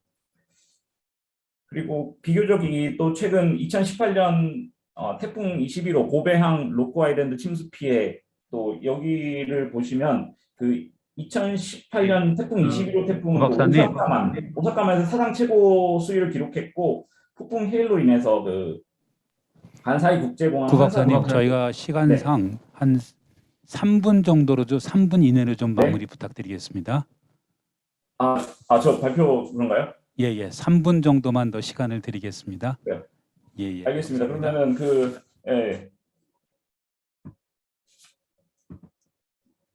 그러면은 고베 그 오사카만의 그 간사이 활주로랑 터미널 침수된 그런 사건입니다. 그래서 다음 최근에 그 재해에 대한 생각들, 뭐 일본에서 얘기되는 거랑 뭐 저희 생각들을 좀 정리해봤는데요. 첫 번째로 이게 지구 온난화의 영향이 이제 나타나고 있는 것이 아닌지, 그리고 그동안에 우리가 뭐 일본 내에서도 재해에 대해서 항상 준비하고 대비하고 있지만 지금 이게 예상되지 못했던, 지금까지 상식이 통하지 않는 그런 그 호우나 그런 것들이 발생하고 있습니다. 그래서 일본에서는 그 후회하지 않는 그 최선의 온난화 적응이라고 얘기하는데요. 그게 적응이라기보다는 저는 대응이라고 보는데 그 과학적인 기후 변화 미래 예측을 중심으로 해서 그 대응책을 마련하고 그리고 그 자조 공제에 의해서 방제력을 증강시킨다. 그래서 그 자조 공조라고 함은 일본에서 그 방제에서 많이 쓰이는 용어인데요. 자조는 이게 본인 스스로 자조는 기업이나 시민들이 인간이 개별적으로 재해에 대비하는 것이고 공조 같은 경우는 지역사회 차원에서 대비하는 것이고 또 다른 공조라는 말이 있는데 첫 번째 공조는 함께하자는 공조고 함께 공 그리고 그 다음 공조는 공평할 공이라고 해서 그 공조는 정부와 지자체가 준비하고 책임지는 것을 뜻합니다. 그래서 일본에서는 공조보다는 자조의 중요성을 중요하게 생각을 하면서 그 스스로 주민들 스스로가 그 재난에 대비를 하자고 하는 그런 것들을 중시하고 있습니다. 그런데 그런 과정들은 시간이 많이 걸리고 그것보다는 온난화의 속도가 더 빠르기 때문에 최대한 신속하고 계획적인 대응이 필요하다고 얘기를 하고 있습니다. 그래서 앞으로 온난화를 위해서 일본에 앞으로 미칠 영향을 보면은 그 일본에 도래하는 그 태풍의 횟수는 감소하지만 슈퍼 태풍의 위험은 증가할 것이고 또 장마 같은 경우에는 7월 상수는 하루 100mm 이상의 비율과 집중호우 발생 횟수가 증가하고 또 그 동해 일본 여기서 얘기하긴 여기 일본에서 얘기하는 그 일본해라는 건데요. 그 동해 측 우리로 얘기하면 동해 측 호우 또한 증가할 것이며 또 게릴라성 호우가 늘어날 것이라고 전망되고 있습니다. 이건 앞으로 20년간의 수치 실험 예인데요. 그동안 그 홋카이도 지역에서는 이러한 장마 호우가 발생하지 않았는데 일본 전 국토에 걸쳐서 앞으로 그 장마와 호우가 발생할 것이라고 하는 그 수치 시험의 하나의 예입니다. 그리고 그 아까도 잠깐 말씀드렸던 최근에 그 물폭탄이라든지 이런 것들이 선산강수대의 영향이 큰데요. 그 선산강수대가 앞으로 더 많이 증가할 것이라고 보는데 올해만 해도 벌써 3개의 선산강수대가 발생을 해서 그 오키나와 지역이랑 그리고 서부 그 일본 지역에서 어마어마한 또 폭우가 쏟아졌습니다. 그래서 뭐 간단히 얘기하자면 앞으로도 계속해서 유량이 전국적으로 증가할 것이고 또 그 서일본 태평양을 중심으로 표층 붕괴나 심층 붕괴라는 수십 미터 깊이의 수평 규모 경사면 붕괴 위험이 증가할 것으로 보입니다. 또 100년에 한 번 규모로 발생하는 해일이 주요만에서 그 3대만뿐만 아니라 주요만에서 발생할 것으로 보입니다. 그 방제 같은 경우는 사실적으로 자연재해라든지 재난 같은 경우에는 그것을 막는다는 것이 사실상 불가능합니다. 방제라는 말을 표현을 쓰지만 그래서 일본 학계나 뭐 학계에서는 요새는 그 감제 그래서 최대한에서 그 레질리언스라든지 이런 것 통해서 최대한 그 재난을 줄이는 방향으로 가자 이런 쪽으로 얘기를 하고 있습니다. 그래서 그 앞에서 말씀드렸듯이 그러한 그 자조의 방제 그 전략들을 구축하기 위해서는 시간이 오래 걸리기 때문에 그래서 그 기후 변화 속도에 따라가기 위해서는 지금 당장 그리고 후회 없이 전략들을 구축하자는 그런 이야기들이 나오고 있습니다. 이상으로 저의 이야기를 마치도록 하겠습니다. 감사합니다. 예, 구본준 박사님, 그 멀리 일본에서 감사합니다. 예. 자, 그럼 마지막 발표로 저희가 동영상으로 발제를 해준 메콩강 유역의 물 관리하고 거버넌스에 대해서 박상현 박사님 그 발표를 제가 동영상으로 대체를 하도록 하겠습니다. 안녕하세요. 한국수자항공사 글로벌협력처 한메콩센터에 근무하는 박상현 책임연구원입니다. 제가 오늘 발표드릴 내용은 기후변화에 따른 메콩강 유역의 물관리 이슈와 그리고 거버넌스 조직의 역할에 관한 내용입니다. 그 전 지구적인 환경 담론인 기후변화는 아시아 지역에서 또한 상당히 커다란 문제인데요. 특히 베트남 같은 경우에는 2020년도에 피해 규모가 거의 한 7억 3천만 불에 다르고 한 235명이 사망 또는 실종되는 사건이 있었습니다.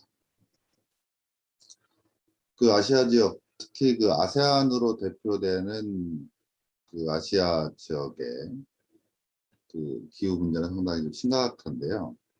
특히 그 메콩 국가와 해양 국가로 나눠서 살펴보면 다음과 같습니다. 그 아세안 국가의 해양 국가로는 브루나이, 인도네시아, 말레이시아, 그리고 필리핀, 싱가포르가 속해 있는데요. 인도네시아 같은 경우는 여러분도 다 아시다시피 기후변화로 인한 강수 패턴의 변경, 그리고 수재해, 그리고 해수면 상승에 따른 수도 자카르타가 침수되는 문제가 있죠. 그에 따라서 인도네시아 정부는 현재 그 신수도 이전 계획을 상당히 강하게 지금 추진하고 있습니다. 필리핀 같은 경우도 마땅한 기후변화에 대한 대응 전략이 부재한 상황입니다. 그리고 메콩 국가로 대표되는 캄보디아, 라오스, 미얀마, 타일랜드, 베트남의 상황은 훨씬 더 심각한데요. 캄보디아는 기후변화로 인한 수재 문제, 그리고 라오스는 홍수에 대응하는 장기 플랜의 부재 문제가 있고, 미얀마는 강수량의 변동에 따른 계절적인 홍수 문제와 삼각수 지역의 해수면 상승, 그리고 염수 유입의 증가로 인한 농경지, 도로, 철도 등에 대한 악영향을 겪고 있습니다. 타일랜드 또한 홍수에 대비한 일원화된 관리 시스템이 부재하고 가뭄에 대응하기에는 부족한 그런 물 공급 시스템을 가지고 있습니다. 베트남 또한 그 기후변화로 인한 극심한 가뭄, 인도수의 증가 문제가 심각한 상황입니다. 그 메콩 유역을 좀 중심으로 한번 좀 살펴보도록 하겠습니다. 그 메콩강은 중국 티베트 구원에서 발원해서 미얀마, 라오스, 타이, 캄보디아, 베트남을 거쳐서 남중국해로 흘러드는 그 길이로 보면 전 세계 12위의 강이고 유량 규모로는 10위. 동남아시아 최대 트랜스바운더리 리버입니다. 그 좌측 하단에서 보시는 것처럼 상류부의 슬롭이 상당히 강하기 때문에 그 수력 발전에 상당히 최적화된 그런 지형적인 조건을 가지고 있습니다. 따라서 상류부인 중국의 수력 발전댐 개발, 그리고 미얀마의 수력 발전댐 개발에 따른 유황 변화에 따른 여러 가지 어려움이 상존하는 지역입니다. 그 메콩 유역은 연평균 경제 성장이 약 67%에 달하는 상당히 액티브한 지역입니다. 동시에 기후변화와 도시화 문제, 그리고 물 관련 재해, 그리고 상류역의 댐 건설에 따른 물 분쟁이 상존함으로써 그 물 분야 전문가들의 세계적인 관심과 이목을 집중받고 있는 지역입니다. 그 상류역 국가의 주요 물관리 이슈를 좀 더 자세히 살펴보면 중국은 메콩 유역 비율이 약 18% 정도 되는데요. 주로 메콩강을 수력 발전에 이용하고 있어서 하류 국가의 가뭄 그리고 어획량 등에 많은 영향을 미치고 있습니다. 그리고 최근에 그 란창 메콩 코퍼레이션을 발족시킴으로써 동 지역의 영향력을 확대하고 있습니다. 미얀마 같은 경우는 약 2% 정도의 영향력을 차지를 하고 있고요. 수자원의 실질적인 활용도는 매우 낮은 편입니다. 베트남은 세계 제2의 쌀 수출국입니다. 따라서 그 메콩 델타 지역의 문제가 가장 큰 이슈다라고 볼 수가 있겠고, 라오스는 아시는 바와 같이 그 아시아의 배터리를 천명하면서 주로 수력 발전에 메콩강을 사용을 하고 있습니다. 태국은 농업 관계용수 또는 도시용수에 주로 활용을 하고 있고요. 캄보디아는 그 동남아 최대 담수어장인 그 톤레삽 호수가 가장 큰 이슈가 되겠는데요. 톤레삽 호수는 그 캄보디아의 중요한 그런 자원입니다. 네, 이런 자원이 상류부의 수력 발전 그리고 관계용수에 따른 그런 유황 변화에 따른 어려움을 많이 겪고 있습니다. 따라서 그 메콩 유역에는 상당히 많은 그 거버넌스 조직이 지금 활동을 하고 있는데요. 1992년도에 설치된 광역 메콩 유역 프로그램을 비롯해서 메콩강 위원회, 그리고 일본, 미국, 한국 등이 지금 현재 그 메콩강에 관련된 거버넌스 조직을 지원 또는 운영을 하고 있습니다. 그 메콩 유역 거버넌스 조직의 그 발족 연도에 따라 연역을 한번 살펴보시면은요. 그 맨 처음 1992년도에 ADB 주도의 광역 메콩 유혹 프로그램이 생겨났고, 그리고 1995년도에 그 여러분들 잘 알고 계시는 그 메콩 리버 커미션, 메콩강 위원회가 설치가 됐습니다.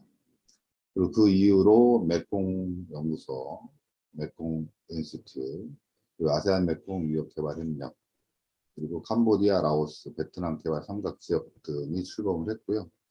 비교적 그 2000년대 그 중반서부터 그 일본 같은 경우는 일메콩 협력이라고 2009년도에 발족을 했고, 한국은 그보다 늦은 2011년도에 한메콩 협력을 출범을 했습니다. 그리고 최근에 2015년도에 중국 주도의 란창 메콩 협의체가 발족을 했죠. 란창은 그 메콩강의 중국식 이름이 란창이 되겠습니다. 따라서 그 메콩유역 거버넌스 조직의 그 참여국별 현황을 살펴보시면, 지금 현재 그 빨간색 테두리로 되어져 있는 부분이 그 메콩 리버 베이슨이 되겠는데요. 보시는 것처럼 그린 색깔로 표현된 것처럼 메콩 리버 커미션에는 타일랜드, 비에트남, 라오스, 캄보디아 주로 4개국이 참여를 하고 있습니다.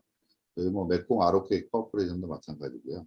한편 이 6개 국가가 다 참여하는 조직은 최근에 발족된 란창 메콩 코퍼레이션, 그리고 그 광역 그 메콩 프로그램, 그리고 메콩 인스티튜트 정도가 6개국이 참여하는 거버넌스 조직이 되겠습니다. 뭐 아세안은 뭐 다 아시는 것처럼 1967년도에 태국 방콕에 설립된 동남아시아의 정치경제문화 공동체가 되겠고요.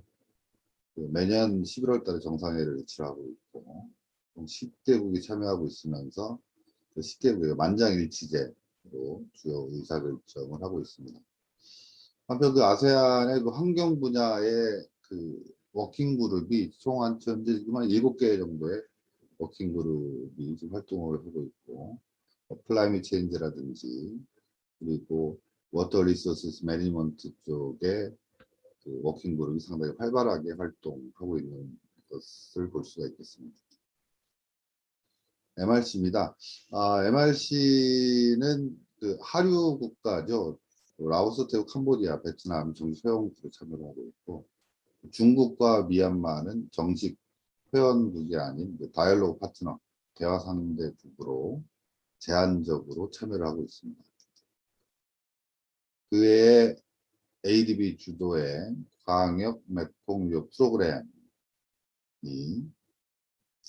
지금 활동을 하고 있고요. 그리고 최근에 앞에서 말씀드린 그 란창 메콩 협의체가 2015년도에 발족을 했고, 란창 메콩 협의체 같은 경우는 농업 개발, 빈곤 타파, 그리고 수자원 관리, 생산 역량 강화, 초국 경제인 국제협력 등 4개 분야에 역점을 두고 활동을 하고 있습니다. 그리고 일본 또한 2009년도에 일본 메콩 정상회의를 통해서 설립을 시켰고요. 그 중점 분야로는 연계성의 강화, 사람 중심의 사회, 그리고 녹색 메콩 구현이라고 하는 중점 분야를 가지고 활동을 하고 있습니다. 그 주요한 기관인 GMS와 MRC, LMC를 한번 비교를 해봤는데요. 뭐 발족 연도로는 GMS가 가장 먼저 발족이 됐고, 최근에 발족된 것이 란창 메콩 협의체가 되겠고, 주연 자금액 같은 경우 GMS 같은 경우는 누적으로 약 80억 달러 수준이고요. MRC 같은 경우는 649억 달러. 그리고 뭐 란창 메콩 협의체 같은 경우는 16억 달러인데 주로 중국 주도의 투자 재원이 투입되고 있습니다. 한편 우리나라 정부도 이 아세안과의 협력 관계를 획기적으로 발전시키기 위해서 신남방 정책을 추진하고 있습니다. 신남방 정책의 핵심은 3P로 대표되는 사람, 상생, 번역, 평화가 되겠습니다. 그래서 정부에서는 그 신남방 정책 일원으로서 메콩 지역 국가의 전략적 동반자로서 해당 지역의 물안보 및 지속 가능한 발전을 위한 협력을 지속적으로 수행을 하고 있습니다.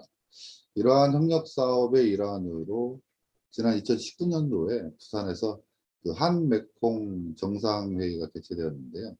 이 한메콩 정상회의에서 그 메콩강 선언문을 채택을 하게 되는데, 이 메콩강 선언문 안에 메콩 유역 국가의 지속 가능한 통합 수자원 관리를 도모하고 유역의 현안 해결을 위한 공동 프로젝트를 추진을 하기 위해서 한메콩 물관리 공동연구센터를 한국에 설립하겠다라고 하는 내용이 포함되어져 있습니다. 제가 지금 한메콩 센터에서 지금 근무를 하고 있는데요. 그 센터의 그 주요 미션과 그런 비전들을 한번 공유를 드리고자 합니다. 한메콩 물관리 공동연구센터의 주요 미션은, 첫 번째는 정부 및 산학연을 연계한 국내 유일의 메콩 지역 물 분야 R&D 기술협력 플랫폼 조직을 표방하고 있고, 메콩 유역의 현안 해결을 위한 지속적인 프로젝트의 추진과 정부의 신남방 정책을 지원하는 것이 하나의 미션입니다. 그리고 두 번째로는 해외 사업 모델과 발굴을 위한 그런 코디네이터의 역할을 K-워터와 긴밀하게 추진하고자 합니다. 그 한메콩 센터의 그 협력회는 현재 정부 측의 쪽으로 봤을 때는 대통령 직속 신남방 특별위원회, 그리고 환경부, 외교부, 코이파 등과 긴밀히 협조를 하고 있고요. 국내 기관으로서는 수산학회의 메콩강 특별위원회, 그리고 K-워터, KDI, 대외경제정책연구원과 협력관계를 유지하고 있습니다. 두 개 기관으로는 6개 국가의 4개 기관과 MOU와 MOA를 체결을 했고, 그리고 현재 미 공병단과 나사와 함께 협력 프로젝트를 진행을 하고 있습니다. 물론 아시아 워터 카운슬과도 긴밀한 협력 관계를 구축, 운영 중에 있습니다. 지금 슬라이드는 현재 진행 중에 있는 프로젝트인데요. 저희들이 미 항공우주 나사와 공병단과 같이 하는 프로젝트인데, 메콩협력기금에서 50만 불, 그리고 미국 펀드로 50만 불 해서 메콩 지역의 그 체계적인 물관리 및 수재로부터의 안정성 확보를 위한 메콩 지역 수자원 데이터 활용 역량 강화 사업을 3년 기간으로 지금 현재 진행 중에 있습니다. 그리고 두 번째는 환경부 연구 사업으로서 메콩 지역의 물산업 진출 및 연구협력 플랫폼 구축 전략 연구를 하고 있는데요.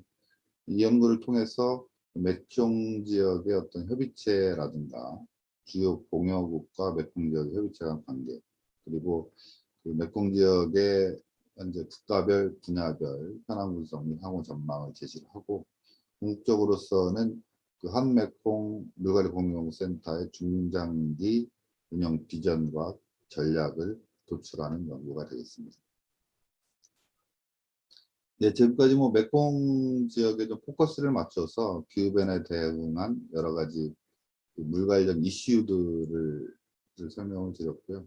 그리고 그 메콩강위원회 및 란창 메콩 협력체라든지, 그리고 ADB 중심의 그 GMS들이 현재 그 메콩 지역에서 활동을 하고 있는데, 한국도 신남방 정책의 지속적인 추진을 위해서 지금 노력을 하고 있고요. 그 결과물로서 한메콩 센터가 최근에 출범을 해서 이러한 물 분야의 협력 활동들을 진행하고 있다라고 이해를 해주시면 될 것 같고요. 그리고 한메콩 센터의 비전은 그 글로벌 리딩, 그 메콩 지역의 물 분야의 전문 R&D 기술협력 센터로 거듭나고자 합니다. 이를 위해서 물관리 기술과 국내 네트워크, 정부 정책들을 아우르면서 국제기구들의 펀드를 활용한 그런 협력 사업 등을 모색을 하고 있습니다. 네, 경청해 주셔서 고맙습니다. 메콩리버 베이슨이 되겠는데요. 보시는 것처럼 그린 색깔 박상영 박사가 이제 갑자기 해외 출장을 가게 되는 바람에 이렇게 동영상으로 대체를 하게 됐습니다. 그 이해해 주시기 바랍니다. 이제 토론으로 이제 들어갈까 합니다. 토론이 저희가 당초에 생각했던 것보다 그 아까 조금 운영상에 문제가 있어 한 10분 정도를 저희가 까먹었는데요. 지금 토론 참석하시는 분하고 현장에 계신 발표자분은 앞에 자리로 나와 주셨으면 합니다. 그리고 이제 그 좌석이 정리되는 시간을 통해서 제가 이번에도 보시면 이제 그 토론자로 이제 고익환 부사장님하고 이주원 교수님 두 분이 이제 그 수자원 쪽 이 숨은 물 쪽 전문가들로 이제 모셨고요. 아까 이제 기후 변화 얘기하면서 김소희 사무총장님 얘기하셨지만은 이 가장 요즘 화두가 되고 있는 것이 ESG입니다. 그래서 인바이러먼트하고 소사이어티하고 그다음에 이제 거버넌스인데 물 문제를 해결하는 이런 분야 이런 내용들이 물적 전문가들끼리만 해가지고서는 굉장히 그 폭이 좁아질 수가 있습니다. 그래서 오늘 그 거버넌스 측면에서 또 물 박스 안 하고 또 아웃 오브 더 워터 박스하고 이렇게 소통하는 자리를 만드는 게 좋을 것 같아서 그동안 물 쪽에서는 저희가 별로 같이 한번 그 논의를 많이 해보지 않았던 분야에 두 분을 여기서 또 모셨습니다. 뭐 시작할 때 저희가 이미 소개는 드렸으니까요. JC 인사이트 이제 최정화 대표님, 에코맘 코리아의 이제 하주원 대표님 이렇게 모셨는데 물 쪽에서 한 분, 그다음에 그 외부의 아웃 오브 박스에서 한 분씩 이렇게 모셔가면서 말씀을 들어보도록 하겠습니다. 그 고익환 박사님 먼저 한 5분 정도로 5분 이내로 부탁드리겠습니다.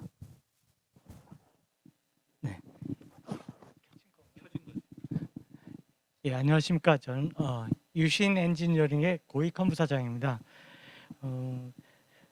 저는 한 이제 수자원공사를 10년 전에 은퇴하고 지금 토목 설계에서 주로 해외 수자원 사업을 하고 있습니다. 그래서 오늘 그 기후 변화 세션에 대해서는 이제 기후 변화랑 관련돼서 제가 최근 10년간 일하면서 느꼈던 것들 또 소감을 몇 가지 말씀드리겠습니다. 일 주제에서 김소희 소장님이 저기 발표 자료 봤더니 IPCC 보고서가 벌써 이제 제 6차가 나왔더라고요. 1차 IPCC 보고서가 이제 90년에 나왔으니까 이제 벌써 30년이 지난 겁니다. 꽤 오랜 동안 과학계 숫자들이 이 부분에 대해서 예측하고 분석하고 이렇게 점점 더 과학적인 능력을 더 좀 넓히고 있는 과정인 것 같습니다. 그래서 이 6차 평가 보고서에 나온 것처럼 여러 가지 대표적인 주요 위험, representative key risk를 열거하셨는데 그 중에 연안 침수가 있더라고요. 이 연안 침수는 제가 일해본 경험에 의하면은 인도네시아의 수도인 자카르타가 가장 대표적인 취약하고 위험한 사례라고 할 수 있을 것 같습니다. 이 자카르타 몇 천만 명 사는 자카르타 북부 해안지대가 침수를 하고 있는데 해수면이 기후변화 때문에 해수면이 상승하는 이유도 있지만 더 큰 이유는 사람들이 수온이 없으니까 지하수를 너무 많이 빼서 쓰다 보니까 집안 침하도 큰 리스크가 되고 있는 것 같았습니다. 최근에 코이카에선 여기에 대한 대책을 만드는 한 ODA 사업을 3년 동안 했었는데 일본의 자이카에서는 이 지역에 어떤 9천억 원 정도의 차관 사업을 들여갖고 이 자카르타 수도권에 대한 홍수 관리에 대한 대형 어떤 차관 사업을 하기 위한 매서 플랜 지금 하고 있습니다. 그리고 자바섬 북쪽에도 이런 기후 변화 때문에 취약한 해안 지역에 대한 어떤 그 디펜스 프로젝트도 또 다른 차관 사업으로 준비하는 것을 보고 있었습니다.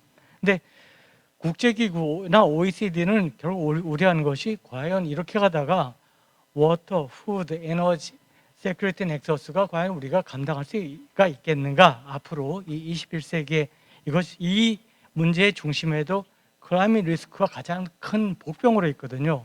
그래서 이건 좀 더 우리가 긴장해서 뭔가 대안도 제대로 된 대안을 만들어야 될 텐데 ADB나 월드뱅크 같은 다자 간의 개발은행에서도 그전엔 수자원 쪽의 프로젝트가 많이 나왔지만 이제는 이 기후변화 쪽 과제들이 굉장히 많이 나오고 있습니다. 그래서 최근에 저는 이제 베트남에서는 월드뱅크 과제로 기후변화 영향 고려한 수자원 계획 수립하는 과제를 한 1년 반 동안 했고요.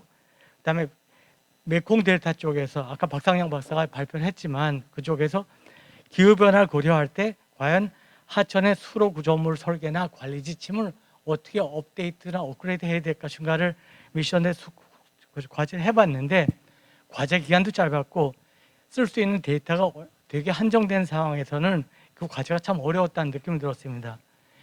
이 중에서도 메콩강 지역 나라 중에도 제가 볼 때는 캄보디아가 제일 기후변화에 취약한 나라 같아요. 이 나라가 집안이 되게 편편하거든요. 납작한데 홍수 때는 물이 다 잠겨갖고 꼼짝 못하고 또 건기가 되면은 물이 다 빠져나가서 농사 짓는 물이 없어서 주변에 베트남이나 태국에서는 2모작, 3모작, 4모작도 하려고 욕심내는데 1모작도 겨우 하고 있거든요. 정말 이 농민들은 농사 짓는 물이 절실한 데입니다. 그래서 저희는 지금 EDCF 차관 사업에 대한 타당성 조사를 곧 시작할 텐데 이제 댐을 못 짓습니다. 워낙 지형이 편편하니까 대신에 수로를 확장해주고 좀 삐뚤삐뚤한 꼬불꼬불한 수로는 펴져갖고 어떤 좀 농사짓는 물을 홍수 때는 가두고 그 수로에다가 그 다음에 건기에는 이 물을 농사짓는 물을 쏘게 해서 2모작이나 3모작을 유도하려는 이제 시도를 할 것입니다. 근데 그러다 보니까 만약에 수로를 직강화하다 보면은 환경 문제도 있고 보상이나 이주 문제도 생길 수가 있습니다. 그렇지만 만약 기후변화에 대한 영향을 생각한다면은 그렇게 해서 직강화해서 이제 남겨져 못 쓰게 된 수로에도 물을 담아서 홍수 때도 더 방어 능력을 키우고 건기에도 농사짓는 물을 더 좀 공급해 줄 수 있다면은 그것도 큰 베니핏이기 때문에 이번 타당성 조사를 할 때 그 부분에 대한 트레이드오프를 따지려고 하고 있습니다. 몇 분도 전문가들이 오늘 발표해 주셨는데 두 가지는 건의드리고 싶습니다. 기후변화가 초래할 홍수나 가뭄 리스크는 더욱더 커질 것으로 예상이 됩니다. 그렇다면은 지금까지 수자원 기술자들이 고전적으로 생각했었던 어떤 컨셉이나 패러다임은 분명히 변화가 돼야 됩니다. 그래서 1주제에서 김소희 소장이 발표하신 것처럼 산림 보존이나 보건, 유역 물관 측면에서 아니면 습지 보건에 대한 늪 확대 같은 것들이 이런 수자원 개발 계획, 하천 관리 사업에도 이런 그린 인프라가 더 공격적으로 적극적으로 반영이 되는 새로운 변환이 필요할 것 같습니다. 요즘 최근에 연구가 막 시작된 MBS 자연 기반 기법에 대한 부분도 유역 통합 수량 관리를 할 때 이 부분이 들어갔으면 좋겠습니다. 또 하나는 최근에 강우 패턴이나 기후 변화를 고려해서도 유역 물 관리나 댐 운영 기준 변경이 필요한데 좀 권현환 교수님이 좋은 발표해 주셨지만 플러드 리스크에 대한 유역 단위 평가가 좀 제대로 되고 이를 기반으로 해서 리스크 매핑도 하고 어떤 유역이나 대상 도시에 대한 플러드 리스크 매니지먼트 플랜이 세워져서 이행이 됐으면 좋겠습니다. 이를 위한 연구 개발이나 실증적인 프로젝트가 좀 많이 활성화되었으면 좋겠습니다. 이상입니다. 예, 감사합니다. 고익한 박사님. 그 다음은 저희가 에코맘 코리아의 하지원 대표님께 그 토론을 좀 부탁을 드리겠습니다. 하지원 대표님은 이제 이 화면, 이 슬라이드를 잠깐 통해서 이제 저희가 해주시는데 5분 정도 시간 드릴 수 있습니다. 좀 부탁드리겠습니다.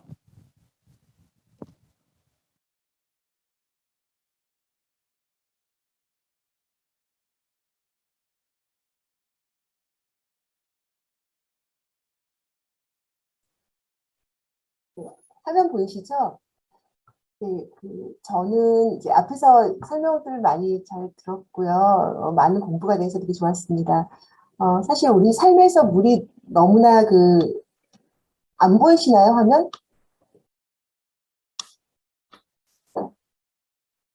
화면 안 보이시나요? 예, 화면 잘 보이고 잘 들립니다. 근데 뭐가 자꾸 뜨지? 네, 괜찮으시나요? 네. 네. 저는 좀 더 우리 삶의 일부, 우리 삶의 부분에서 라이프 스타일에서의 물 부분을 좀 같이 이야기를 하도록 하겠습니다. 일단 다 아시다시피 이제 물이 없이는 살 수가 없죠. 물이 필요 없는 곳이 없고요. 심지어 물은 이제 전쟁의 원인이기도 하죠.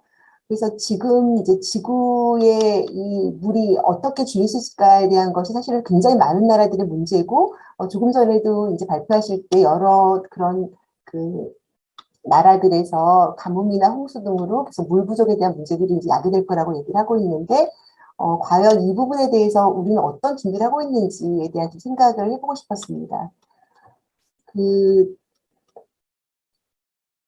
칠레 같은 경우에는 이제 물 청소를 아예 못하게 하는 그런 이제 법이 생겨서 이제 그 청소를 못하게 하고 있고요. 또 미국 같은 경우에는 뭐 올해 물 도둑이 굉장히 성행을 해서 물을 다 훔쳐갔다는 거예요. 그래서 이제 물 도둑이 되게 심해졌고, 근데 이 캘리포니아의 가뭄은 되게 오래됐어요. 벌써 2000년 초반때부터 가뭄이 있어가지고 굉장히 많은 일자리를 잃고 농업 손실액이 굉장히 컸는데요. 좀 더 구체적으로 본다 그러면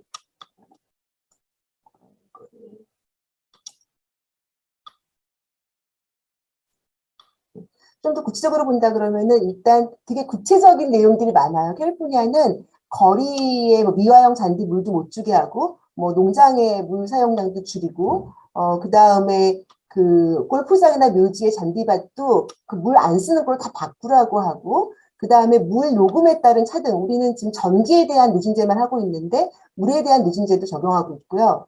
심지어 캘리포니아는 물의 수압을 법으로 조정하고 있어요. 그래서 우리는 그냥 물 키우면 물 확 나오잖아요. 근데 수압을 이제 조금 나오게끔 수압까지 조절을 하고 있고요.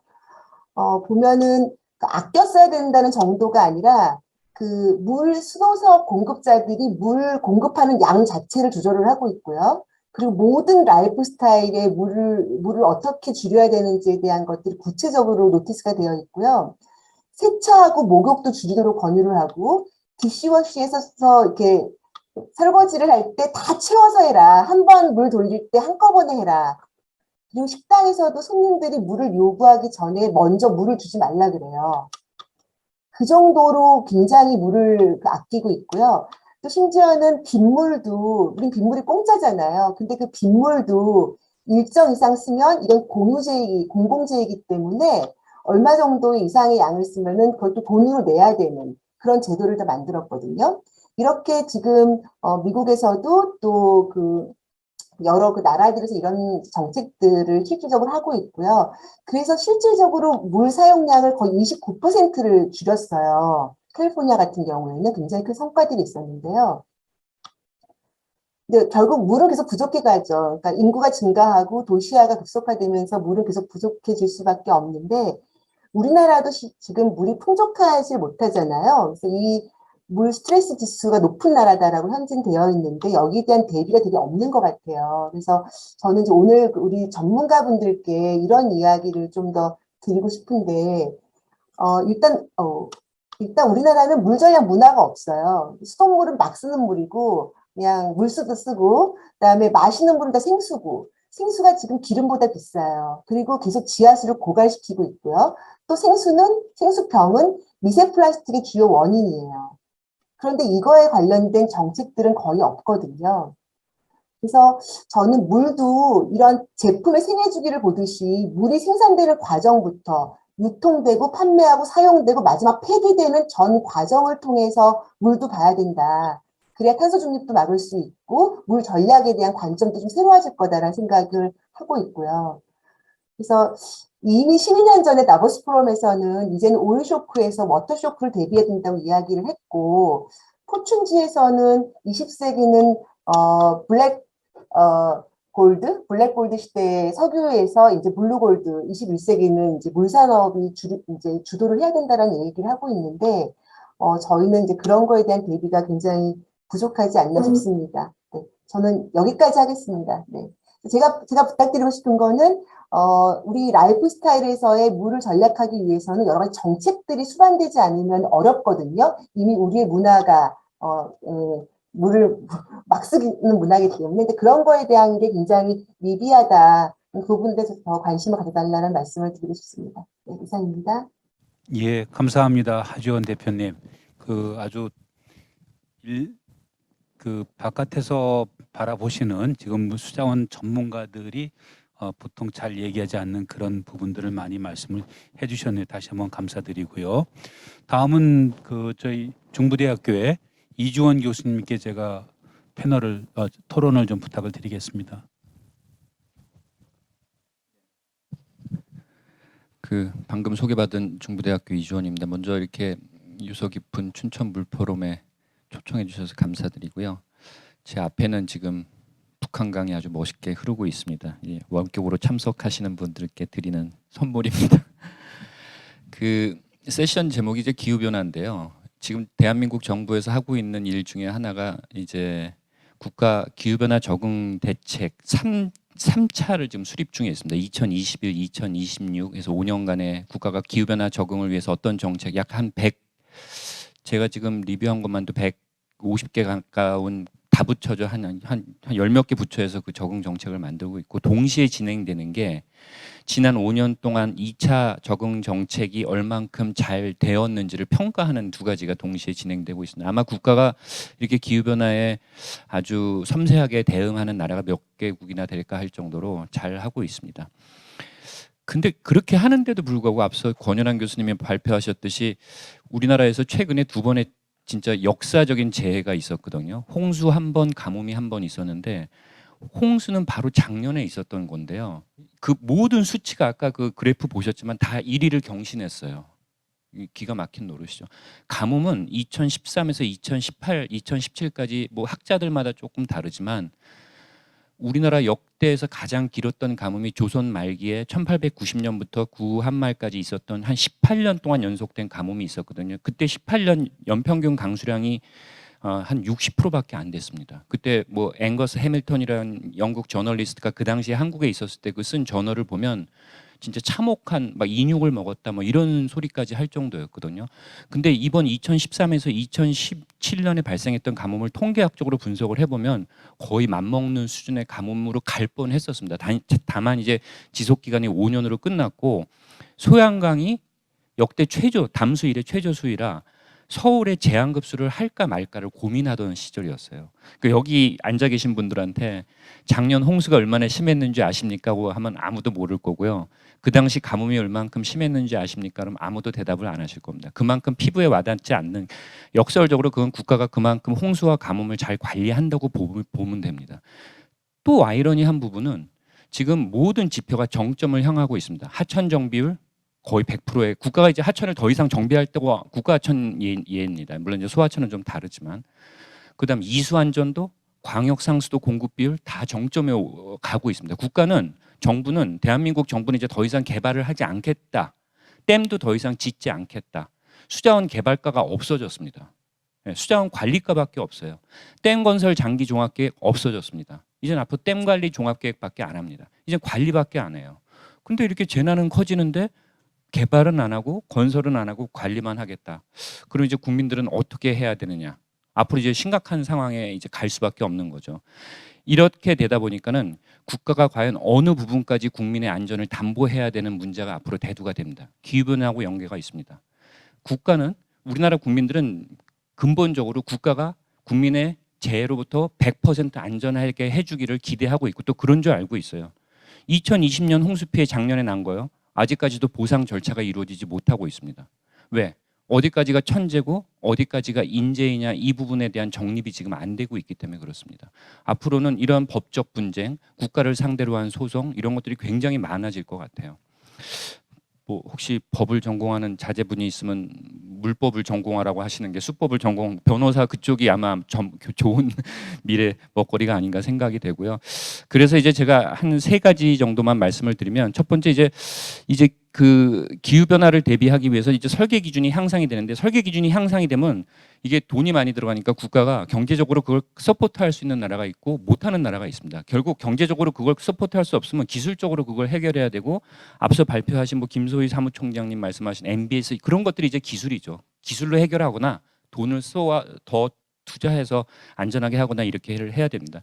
그런 차원에서 이제 물 관리는 앞으로 이제 재난 관리는 그동안 대한민국 정부가 지난 오랜 기간 동안 중앙 관리, 집중 관리를 했어요. 댐에다 물 가서 광역으로 주고 모든 홍수는 하천으로 다 흘려보내고 이런 정책이었어요. 그리고 문제가 생기면 하천 탓, 댐 탓 이렇게 되는 거였죠. 근데 앞으로는 분산 관리가 돼야 돼요. 국가의 정책이 물이 필요한데, 그러니까 매크로 스케일, 그러니까 벌크 서플라이 이런 것보다는 마이크로 스케일, 그다음 아주 지역적인 물 공급 이런 것들 체제가 좀 분산형 관리가 돼야 되고요.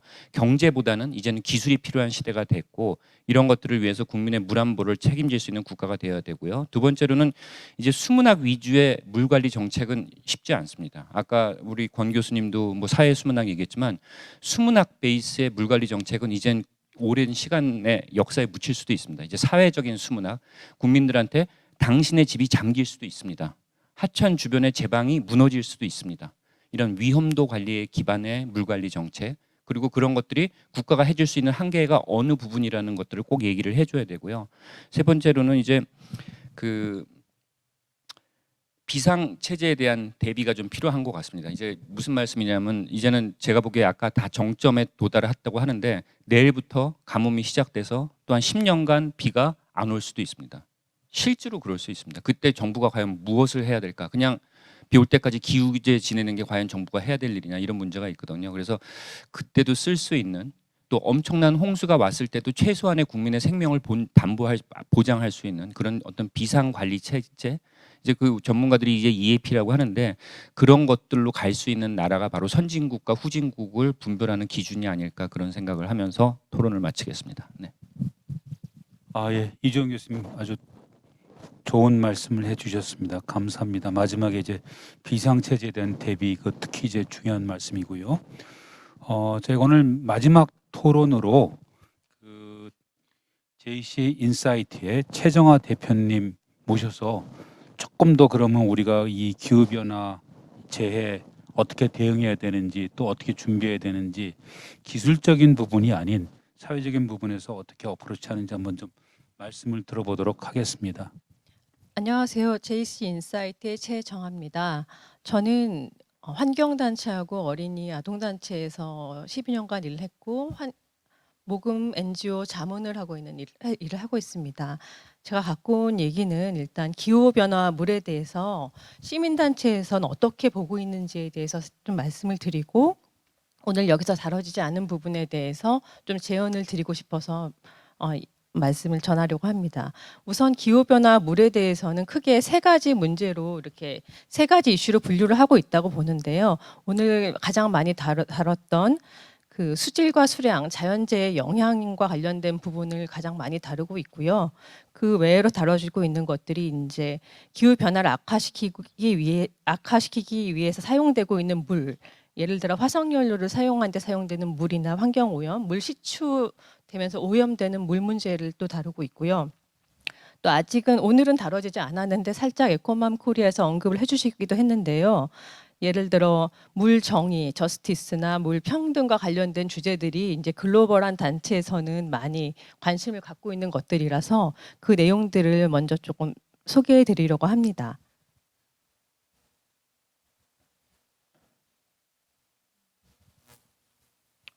죄송한데 지금 화면 공유가 잘 안 되고 있어서요. 그냥 말씀으로 드릴게요. 네. 우선은 이제 브라질이나 뭐 남아공 같은 나라들에서 이제 용수 제품을 사용하고 예를 들어 농업 생산물을 만드는데 그 물건들은 그 나라에서 쓰이지 않는 경우들이 많잖아요. 근데 물이 우선은 산업 발전을 위해서 우선시 사용되고 있으면서 그 자국민들, 지역 주민들에게 물이 제대로 공급되지 않고 있는 문제들이 심각합니다. 그래서 세계 물의 날 같은 경우 그린피스는 이 물이 인간의 존엄성을 위해서 사용이 돼야 되지. 네, 그 산업 발전만을 위해서 사용되고 그 현지 주민들은 물을 기르러 가고 이런 상황들이 배포가 되는 것들. 네, 됩니다. 예, 예. 그 내용들에 대해서 물의 날 언급을 했었고요. 이거는 지속적으로 이제 언급되고 있는 문제입니다. 예를 들어 우리 오늘 메콩강 유역을 다뤘었는데 이제 아시아 지역도 파묘 같은 데 생산되는 물의 비중이 많고 그 지역 주민들은 물 공급 문제를 갖고 있잖아요. 그래서 이런 부분에 대해서 우리도 관심을 가져야 되고 사실 자연재해가 계속 길어진다면 한국도 어쩌면 그런 상황이 될 수도 있거든요. 그럼 물이 이제 제대로 분배가 이루어져야 되는가 이런 주제에 대해서 관심을 가져야 된다고 봅니다. 다음이요. 그리고 다음 프랑스 같은 경우에 이제 여러분 아실 거예요. 2019년도에서 환경단체들이 모여가지고 프랑스 정부에 기후변화에 대한 노력을 안 하고 있다라고 하면서 1유로 청구하는 그 한 적이 있었는데요. 그때 이제 결론은 정부가 인류를 배상하라라고 결론을 내렸었는데 그 내용이 뭐냐면 결국은 기후 변화에 대한 책임이 그 정부가 일부를 갖고 있다는 걸 인정한 것이라고 보거든요. 그래서 이게 이 계기가 돼서 영국이랑 네덜란드 등 많은 나라들에서 이런 시위들이 계속 있었었어요. 그리고 한국에선 엠네스티에서 유사한 것들을 지금 진행하고 있는데요. 예를 들어 지금 현재 농부하고 어린이 택배 노동자가 이제 정부에 1,000원 배상을 요구하는 캠페인을 하고 있습니다. 그래서 이건 내용이 뭐냐면 결국은 기후 변화로 인한 농산물 수확량 감소가 정부의 영향이 있다. 이런 부분을 언급하고 있는 주제거든요. 그래서 저희 다음에 물포럼을 한다면 이런 내용에 대해서도 조금 다뤄줬으면 좋겠다라는 제안을 드리고 싶습니다. 감사합니다.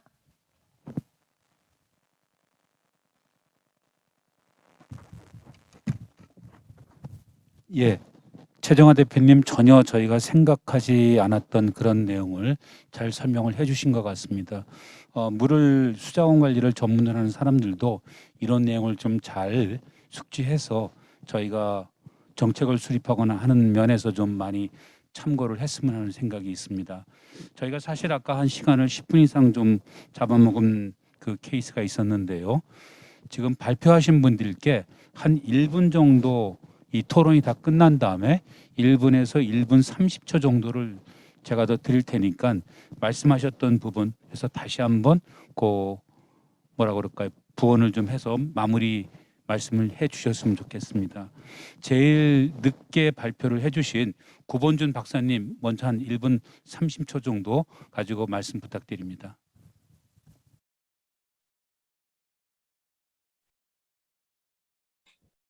네, 본주입니다. 네, 다시 지금 뭐 일본에서도 지금 계속해서 그 기후 변화에 따른 홍수라든지 그 피해가 어마어마하고 지금 올 여름에도 그 계속해서 비가 많이 내리고 그 태풍도 많이 지나갔는데요. 그 아까 그 이주원 교수님이 말씀하셨나요? 뭐 말씀하셨듯이 그 일본에서도 자주 스스로 지키는 그 방제에 대해서 스스로 준비하고 스스로 그 어쨌든 그 정부라든지 어느 단체에서 해줄 수 있는 역할에는 한계가 있기 때문에 그 일본에서 강조하는 그 자조를 중심으로 해서 그 방제 정책이나 방제 대책들을 수립하고 그 주민들도 방제에 대한 그 의식을 갖고서 항상 그 방제라는 것이 보면 이제 교육이나 반복한 훈련이 필요하거든요. 그래서 일본 내에서도 그 지역사회 내에서도 그런 프로그램들이 많이 있고 그 학교에서도 유치원에서도 이제 어릴 때부터 그 방제에 대해서 그 훈련들을 많이 하고 있거든요. 그래서 그런 그 지역 탄력성을 위해서 결국에는 그 우리 개인 한 사람들의 역할과 의식이 중요하다고 마무리하고 싶습니다.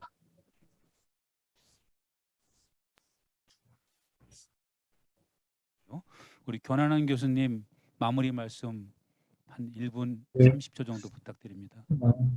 제가 뭐 특별히 뭐 강조드릴 거는 없고요. 작년에 홍수를 겪으면서 느꼈던 바는 과연 이 상태로 저희가 계속 강우의 증가분을 어떤 그 구조적인 부분으로 해결이 가능할까?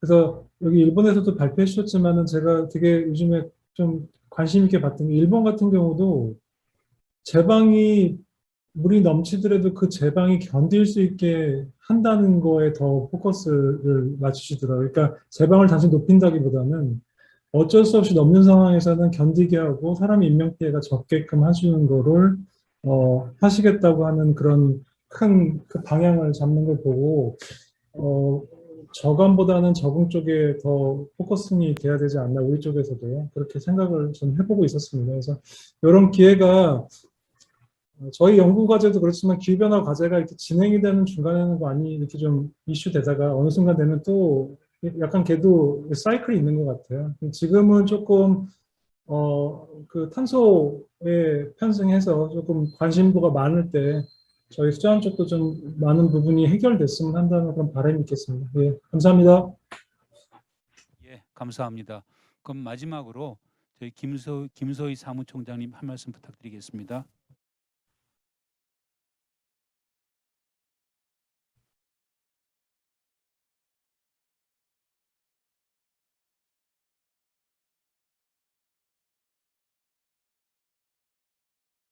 부분들이 굉장히 많아요. 근데 수자원 부분도 그러시네요. 그 부사장님 언급하셨던 것처럼 수자원 개발 부분도 그 지금 전문가분들은 지금 기후 위기가 얼마나 심각한지 다 아시는데 하시는 것들은 다 예전에 관행대로 하는 게 아닌가 뭐 그런 생각들이 들어서 수자원 부분도 이 탄소 중립의 내용의 바탕에 그 글로벌 동향에 맞춰서 좀 같이 움직이셨으면 좋겠다는 얘기를 듣고 특히 개도국 협력도 이 MBS나 그 ESG 지금 동향이 엄청나게 반영이 되고 있습니다. 그 ESG 메인 핵심은 기후 위기로 얼마나 리스크를 잘 감당하느냐를 보겠다라는 거거든요. 거기에 맞춰서 평가 기준이 나오고 거기에 맞춰서 기업들한테 돈을 투자하겠다라는 거기 때문에 그런 차원으로 준비를 해주시면 참 좋겠고 저는 되게 인상 깊었던 게 방제가 아니라 감제, 레질리언스를 중요시 해야 된다라는 그 말씀이 너무 공감을 했고 또 이종원 박사님 말씀 주셨던 것처럼 에너지도 지금 중앙 집중 에너지에서 분산 에너지로 가잖아요. 수자원도 진짜 각 지역에서 이걸 얼마나 레질리언스 차원에서 회복할 수 있을지 다루는 그런 파트로 그 시각을 좀 옮겨가면서 방법을 찾아보는 게 그 회복력을 높이는 방안이 아닐까 그렇게 생각을 합니다. 네, 잘 배웠습니다. 예, 감사합니다. 김소희 총장님. 그럼 이걸로써 2021 춘추의 국제 물포럼의 제1세션인 기후 위기와 물 세션을 마무리하도록 하겠습니다. 발제자 여러분들 그리고 토론자 여러분들 정말 감사합니다.